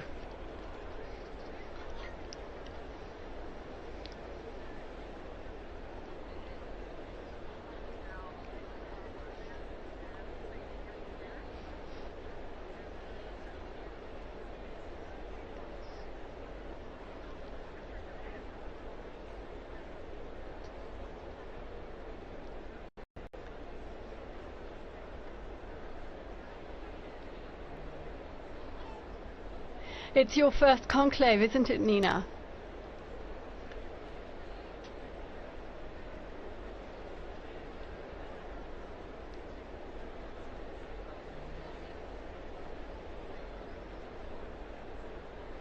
You are an expert in communications, but not only in social media communications. How do you think Generation X, the millennials, are following this conclave? How do you think? I was speaking about social media, which is very much your field, and getting the message out to the younger generations. How are they following this conclave? What kind of interest have you been perceiving from them? You are very young yourself, Nina.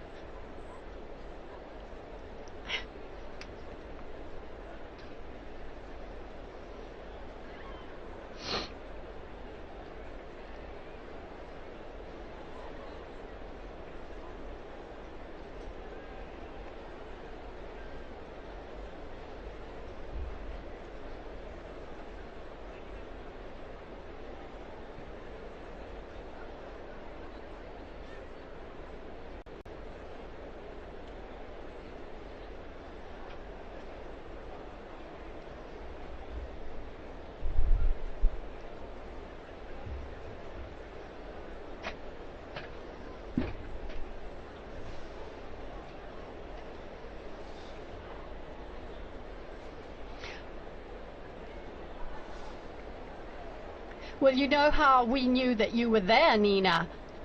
Leo, my son Leo, saw you on Instagram in the square.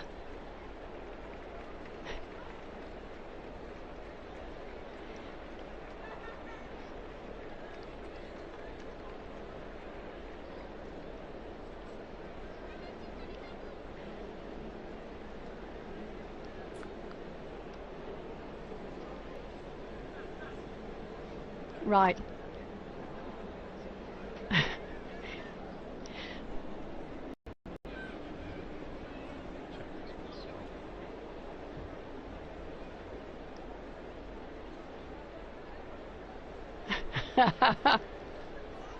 A chimney and a seagull, yes.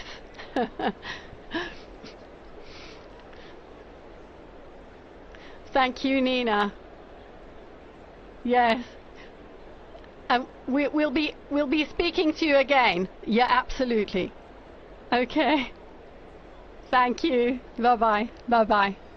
So that was Nina Krapic. She knows all about influencers and the dicastery that has understood very profoundly that it has to move with the times if it wants to keep up with the world, and has brought her in to study the role of influencers in communication and to talk to gatherings. She goes to speak at conferences about the church and communications with a very new voice. You need a dicastery of influencing.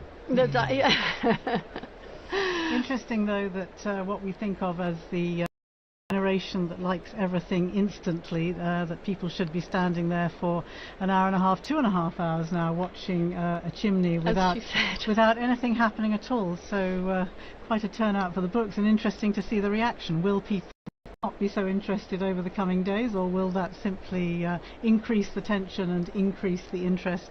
We'll have to see tomorrow what happens. Francesca's telling me the numbers have gone up. There are 45,000 people in the square at 20:35. That's 25 to 9 local time here in Rome. Well, it's still mercifully before Italian dinner time, but it's well past American dinner time. You were giving us the timeline, Chris, earlier on. Tomorrow in the morning, as you say, the Cardinals go in. They have 2 votes in the morning. Then they break for lunch, don't they? They do have a break in the afternoon. They will, after the second vote, if the first vote is not conclusive, they'll go immediately to the second vote. Then they do have some time. They'll have their lunch. There'll be more prayers. Of course, each session of the voting in the Sistine Chapel is marked by prayer, especially to the Holy Spirit. We can take a look at some of the prayers that we saw today for the opening of the conclave. And then the expectation is, Don was just talking about Roman meal times, but time for a long lunch or a nap, and then they'll be back in the Sistine Chapel. Always in the seclusion of Santa Marta. Always in the seclusion of Santa Marta. I was struck, we've mentioned a couple of times, the movie The Conclave, and we've all seen various parts of the Conclave, and I noticed a lot of the sets bear zero resemblance whatsoever to the places they're purporting to be. But going back to the schedule, we will have to have a vote in the afternoon. That's what's provided for in Universi Dominici Gregis. We'll begin coverage around 4 in the afternoon Rome time. And if there is a successful vote, we'll see the white smoke. Otherwise, we'll have to wait for a few more hours, and possibly the first smoke we might see in the afternoon in coming days might be around 5:30 or 6. Later, if it does go to a second ballot, we will see smoke of some sort, hopefully, around 7 or 7:30 is the expectation. But as we talked about, there was I'm getting news about that. Apparently the last time there was not a vote, so there was no smoke during the session, was in 1941. But they're also pointing there wouldn't out... have been, right? Because there wasn't a conclave that year. Ooh, wow. So that was to be expected. So that was not a good information I get here. Because they also point out there were far fewer cardinals in that conclave, but as you say, no conclave in 1941. Maybe they meant 1939. We'll have to check that. Check on that again. And still nothing. It still looks quite light out there. And of course, the cameras are pointing out towards the west, so the last shreds of daylight will be seen from the perspective that we're looking at the chimney. Whereas if you, for those in the square, if they turn around and look out, they'll see that the light is dying out. We can see out the window here, sky's growing pretty dark in the other direction, and we might have a situation where it does become difficult to see the smoke or tell what color it is. In which case we would be waiting for the bells again, as we were mentioning earlier, if it's a successful vote. Otherwise people will be craning their necks to see what they can see from the square. But meanwhile, it might be a good opportunity to talk about one of the unique features of this conclave. For, as we've mentioned earlier, there are 133 cardinals who entered into the conclave. That's the largest number of cardinals ever. And there was actually a little bit of a discrepancy in the law and the procedures governing the conclave, because Paul VI in 1975 had introduced that the maximum number of cardinal electors would not be more than 120. Don, maybe you could tell us a little bit about the history of the numbers of electors. Maybe even going back a little further, the question of the maiden elector was a very contentious issue, and when popes would make new cardinals to influence perhaps the conclaves, this was a big point of contention with the college at times. Yes. Absolutely. So the origins of as you know, there are 3 levels of cardinals. There's cardinal bishops, there's cardinal priests, and cardinal deacons. And originally, there are 6 cardinal bishops of the Suburbicarian sees. He's like Frascati and Ostia. Ostia is the senior bishop on the see. There were 35 cardinal priests. Cardinal priests were drawn from the original tituli, the early parishes of the city of Rome. And so we can see before even the year 500 the lists of the original parishes. And they would be given the title to these parishes. And there were 14 cardinal deacons. The city was divided into 14 different districts based on the needs of the faithful. And so as time went on, this number was fixed at 70. But during the early modern period, the church had grown so much and worldwide that 70 wasn't enough to give a decent representation for the church anymore. And so during the after Vatican II, the number was increased to 120. And this allowed for a much wider representation of cardinals from throughout the world. And the discrepancy came because because popes wanted to make more appointments, because you have cardinals aging out all the time. They're always, every month or two you have another cardinal that doesn't get to vote anymore. And it's not just Francis that exceeded the number. Benedict and John Paul also exceeded the number. They just did not have a conclave during the period when the number was exceeded. And so clearly it's the manifest will of the supreme legislator, the three last popes, that if there were to be a conclave, it would be that all the eligible electors. So the cardinals a couple days ago made a decision saying that this was the manifest will of the elector. All cardinals under 80 who are in Rome and can participate can vote. Joining us now in studio, we have Joseph Tulloch, our very own Joseph Tulloch from the English section. We were mentioning the Mass.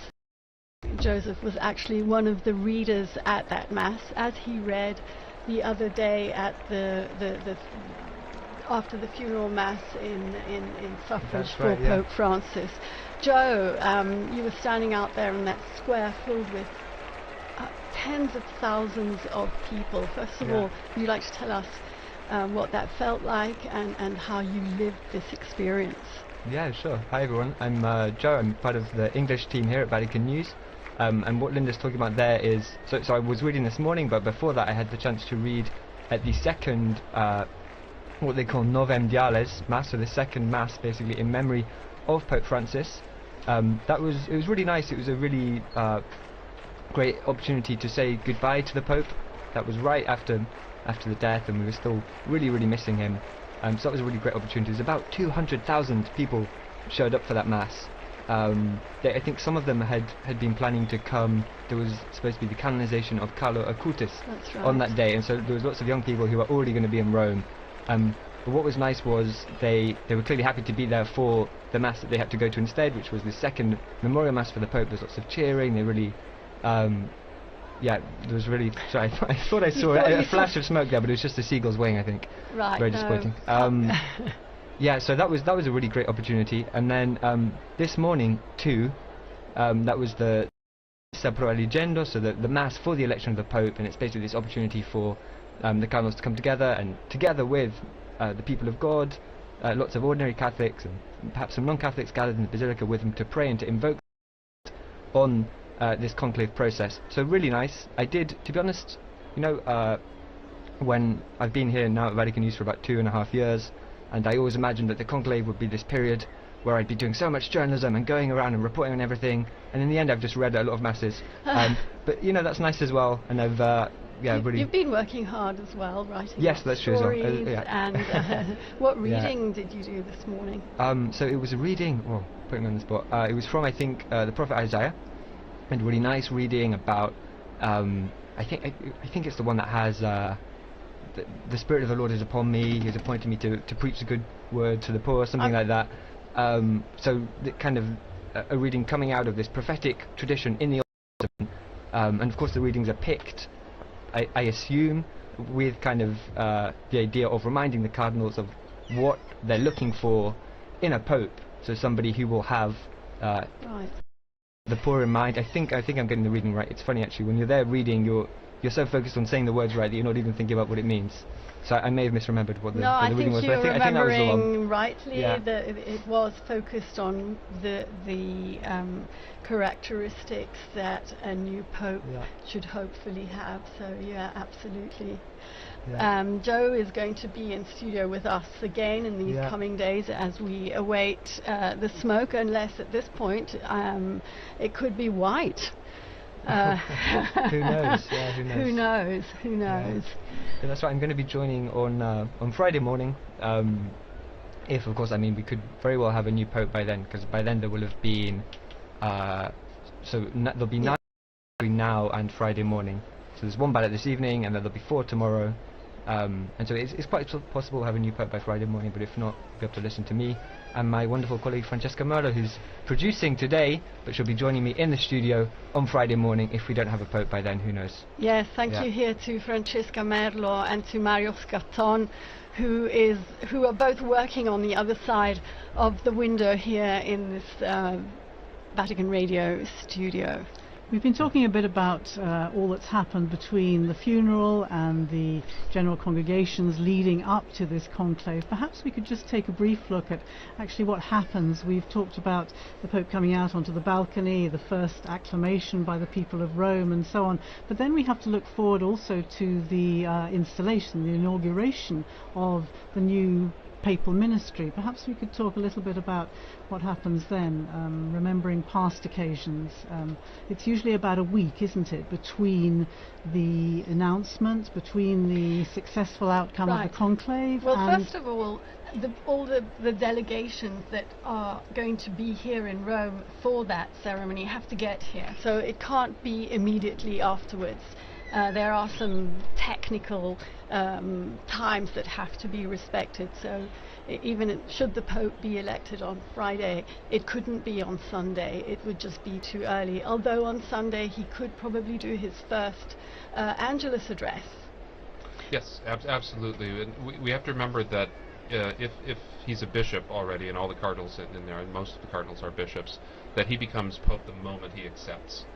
When the cardinal asks him, do you accept the canonical election as Roman Pontiff, and he says yes, he's the Pope. And so the installation Mass is, it's not a formality, it's a very important moment that he inaugurates his Petrine ministry. But he becomes Pope with full authority at that moment. And then the inauguration, I remember being at the inauguration in 2013 and being up on the colonnade. That was a great privilege. I love doing that. And you see, because then you allow just for the funeral too, like when they have the delay, you want the dignitaries to be able to come, and they will come. I mean, as we've seen it, I mean, the world pays attention to what happens in the city, and that's critical. But there's a whole set of ceremonies that go along with the new Pope, right? That culminate really after the installation Mass with the actual possessio, the taking possession of his cathedral at St. John Lateran, which I was also present for when Pope Francis took charge of his cathedral. And so this is a wonderful series of events that makes fuller the meaning of what's happening in the Sistine Chapel right now. Pope Francis particularly wanted his inauguration, if I remember correctly, to be on the feast day of St. Isn't that right? And that, of course, became, again, a bit of a theme during the pontificate. We learnt that he had the statue of the sleeping Joseph that he would keep on his bedside table there in Santa Marta. Had a particular significance for him, didn't it? And he inserted the name of Joseph in every Mass that was said throughout the world. So there's a great devotion to St. Joseph, to St. Joseph in his feast days, as patron of the Universal Church, but also as a patron of workers and as a patron of fathers. It was very important to him, for sure. The thing I remember particularly about the installation of Francis, of course, was that it was only 3 days apart from the Archbishop of Canterbury, and because I was covering ecumenical affairs, I wanted to be in both places, and fortunately, because there was that little time gap, it could have been on the same day, but actually in the end I was able to be here in Rome for the papal inaugural Mass, the papal installation, and then get to Canterbury as well for the Archbishop of Canterbury's taking the beginning of his ministry there in Canterbury Cathedral. And there was a nice, when Francis died, there was a nice little tribute from Justin Welby, no longer of course the Archbishop of Canterbury, but there was a nice tribute in which he talks about his first meeting with Pope Francis, and he was ushered into these, extraordinarily elaborate and baroque surroundings in the Apostolic Palace, and feeling a little bit intimidated anyway, and he sits down, and the Pope begins by saying, I'm senior to you, as you know, and of course his kind of heart sunk, and he thought, well, this kind of wasn't the tone I was expecting, and then the Pope looks up and jokes and goes, by 3 days only, and that was kind of the tone that the jokes continued, and it was the beginning of a very strong relationship in which they kind of lived out this ministry of walking and working together, which became the leitmotif of the sort of Anglican Catholic dialogue through this past 12 years. Well, in a much more modest register, we also learnt to know him and walk with him after that 13th of March, which we don't forget because we were here. We didn't know who Bergoglio was, and very slowly we began to understand him, he went to Lampedusa, as you mentioned, his very first journey abroad, after having said that he didn't really want to travel. It wasn't his thing, but he went to Lampedusa because that issue was so important for him. And being there, he realized, he told us afterwards, he realized how important it was for the people to feel his closeness and to feel he was going to them. And he ended up undertaking 48 apostolic journeys abroad, as well as many others within Italy. Joe was on his last apostolic journey abroad to Belgium. Yeah, penultimate, because the last one was to Corsica, exactly. But you went to Belgium. That's right. Yeah. So there was a very quick one to Corsica where he came back, and I think within the day, exactly. But before that, the longest kind of traditional papal journey, the last traditional papal journey was the one he did to Luxembourg and Belgium. I was with the Pope for the stop he did in Belgium, and it was an interesting papal journey because it came right after this huge one that lasted several weeks across a couple of countries in Asia. So 4 countries. 4 countries in Asia. Asia and Oceania. Yeah, and there'd been some. So, for instance, he'd been in East Timor, where something crazy like 70% or 60% of the population turned up for a mass he celebrated, and these incredible scenes. And I think it's the most Catholic country in the world, with the possible exception of Vatican City. No, I think it's more Catholic than the Vatican City. Okay. That's what the Vatican officials quit. But right. And so he'd just come back from that, and then he came to Belgium, which is obviously a fair country. It's a country that's been really marked by the sexual abuse crisis, which is something that's happened in the church all over the world, but it was particularly bad in Belgium. And so it's a country where there's also, on a level, there's some also distrust, I think you can say, towards the church. And so it was a very interesting papal journey for that reason. The Pope did a couple of things. So he met with survivors of sexual abuse, and that was a closed-door meeting, so there were no journalists there. We don't know exactly what was said, but there were some interviews afterwards with some of the survivors who said that he really listened to them and they felt moved by that. And he also visited some universities. So Belgium is home to 2 famous Catholic universities. I'm going to butcher the pronunciation. One is, I think, Leuven, and one is Louvain, and one is Dutch-speaking or Flemish-speaking. The other one is French-speaking. 2 very historic, very prestigious Catholic universities, and the Pope visited both of them. There was, if I remember rightly, there was at Leuven, the Flemish Dutch-speaking one. He kind of had an exchange with the professors, and then what was interesting was afterwards when he came to Louvain, it was more dialogue with the students.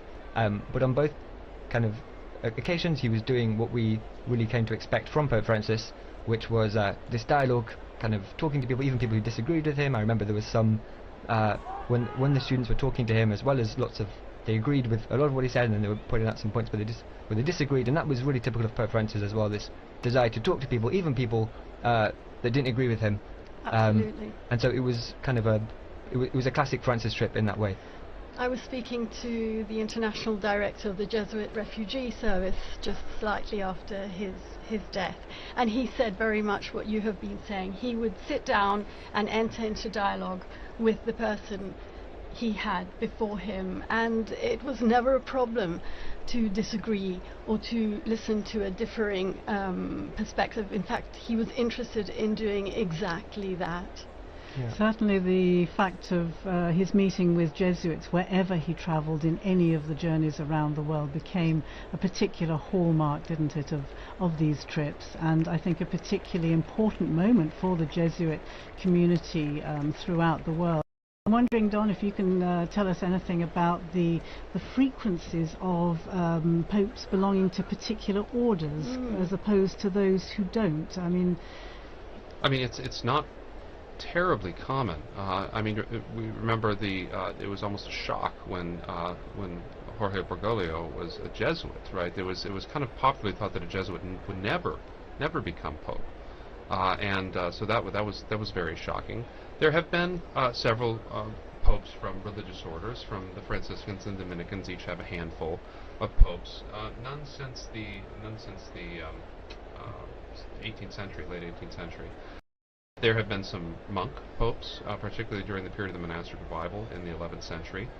But by and large, they have been taken, a lot of them, from the secular clergy. That's been mainly, and they've kind of gone back and forth between the diplomatic corps and between canon lawyers and theologians, and that's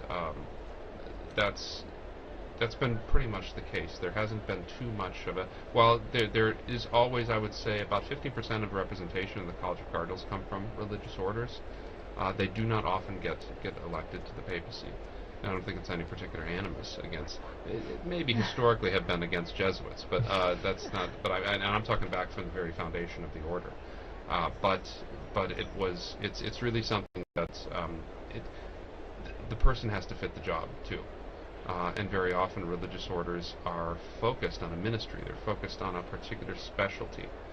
And the pastor, the secular priest, the bishop has got to be all things to all people. And that often is better training for the kind of things you'll encounter in the papacy than other forms of religious living. And I wonder, is that 15% roughly the same today with the cardinals who are gathered behind the walls of the I'd have to Sistine look. Chapel there? I could make a count, but I would suggest it's roughly 15 to 20%. And so after the Pope died, I saw a couple of headlines saying something along the lines of Pope Francis never stopped being a Jesuit, and this idea that as you were saying there, that each of these orders has their own charism and they really mark the members of those orders. I don't know if you have any thoughts about the ways in which Pope Francis never stopped being a Jesuit, the ways in which his Jesuit formation really shaped him and became the Pope that we all knew. I think the Jesuit formation creates such strong individuals. They are able to, I mean, think of the great Jesuit missionaries that are able to operate. They're meant from the very foundation not to live in a religious community, right? I mean, they're meant to be able to be sort of sole proprietors sometimes when they need to be. And so go off like Francis Xavier around the world by themselves, never see another Jesuit for years and years and years. And I think that kind of style, that kind of particularly the Jesuit emphasis on obedience and on sort of the voluntas of the superior was very much in evidence in ways that you might not see from a Dominican perspective as well. So I think that strongly individualistic way of doing things. I don't mean individualism in a bad sense. I mean a strong, well-formed person that is able to act and knows their mind and acts in that way. And Jesuit formation is really effective at creating that. I think we saw some of those aspects coming out in his papacy for sure. Would you say also the question of discernment, which is a particular feature of the spiritual exercises of the Jesuit mindset in some ways, and of course the discernment process is perhaps at the basis of this synodality, the synods on synodality and so on that Pope Francis has begun and as we know has set in place, set in motion through to another synod in 2028. I think that would perhaps be another feature of I think of so. the That's Jesuits. exactly right. Yeah. I'd like to remember Pope Francis's last gift, which was a Pope Mobile that has been readapted, thank you, Philippa, into a health clinic for the people of Gaza. I think that is such a significant and powerful gesture, reminding the world of those most in need. And it came of course following the phone calls that he traditionally made so regularly to the parish, the Holy Family Parish in Gaza, which I think you visited. I was able to do so when I went there When you went. To the Holy Land some years ago, and was able to go to Gaza with the previous parish priest, and you know how significant it is, how important it is in any situation of conflict like that to know that the world has not forgotten you, to know that people are praying for you, that people are praying for peace. And clearly those phone calls that Pope Francis insisted on making right up until even the previous weekend. From the hospital, when he was in the hospital, when he could, he would call Padre Romanelli and just ask them what they'd had for dinner. Smoke. We do have smoke. We have coming smoke. out of that chimney, but it's definitely black. Definitely black smoke. It's 21 hours. It's 9 o'clock in the evening here in Rome. And that is, They took their time with They it. took their time, they had a good think. They listened to a meditation by the papal preacher, which probably took time as well. Definitely black smoke there, I would say. And I wonder what the reaction is to in the square below, to the crowds who are seeing that and knowing that there has been no decision, no successful outcome on this occasion. And now we have a shot of the square. I can see some cell phones flashing away there. Whether they'll be able to capture that black smoke billowing in the wind there out of the chimney and away across the rooftop of the Sistine Chapel and the rest of the Vatican museums, I'm not sure, but that's certainly black smoke. I wonder if we have some sound from the square there. Do we have squares? No, we don't. They tell us we don't. But we can see. Here we are.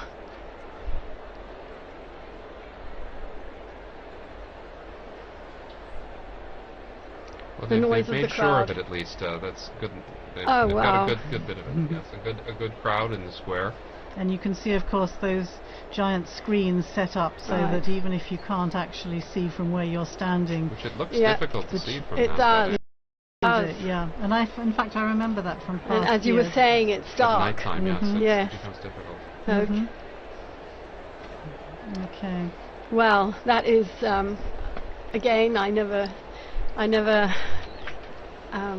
fail to be moved by the sight of our most beautiful, beautiful city, the Bernini Colonnade, St. Peter's illuminated, that night sky. It could have rained today, but it didn't. It's also It a looks like we blessing may for have many. good weather for the rest of the week. So. You are. And you can see if you're watching on the television screen, it is now completely dark in Rome. The lights are on, the new illumination of the dome of St. Peter's. And the crowd, I think, is very relieved to see smoke, and very definite black smoke. I think there's no question from the very beginning. I want to say thanks to Joseph Tulloch for joining us there. He disappeared out of the studio. And thanks again to Joseph for relaying his experiences. And thanks to our team in studio. I can see people making their way people fairly are moving swiftly out of the square. Towards Definitely past dinner time here in Rome. But and I'll tell you, it's going to be tough to find a restaurant anywhere near St. Peter's this evening. Yes. But do keep following us here on Vatican Media, Vatican News. We'll start tomorrow again at We will 10:30. start. Is that right? Rome time? You are a guest tomorrow morning I think I am, again, yes. and with Christopher Wells here in studio. So yes, 10:30 Rome time tomorrow morning for another marathon And commentary. we'll have Devin as well tomorrow in the anchor spot. Yes. He joined us with some great contributions from the square. So Devin, yes. and Thanks especially to our guests, Philippa Hitchin and Don Prudlow, for providing so much information and insight and your memories and reflections from the various pontificates. And being Thank so you game much. for such a long, marathon alive, session. wonderful. And thank you to Francesca Merlo for being our great producer. And I can see out there Kelsey Gassi, who is also working away behind the scenes, and Mario Scatton. Thank you, all of you. We can, they're signaling us from the... So we are in fact going to finish up our broadcast now with the main event has occurred, as it were. So again, thanks to all those who participated in the evenings. Thanks to especially to our head of the English section, Linda Bordoni, who has done so much hard work to make all of this possible. And thank you, Christopher.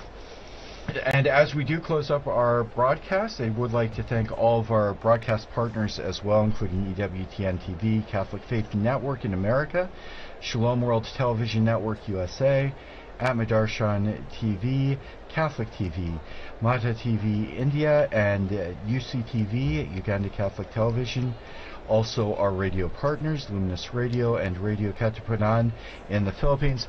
Thanks to all of you. Please join us again tomorrow. Laudetur Jesus Christus.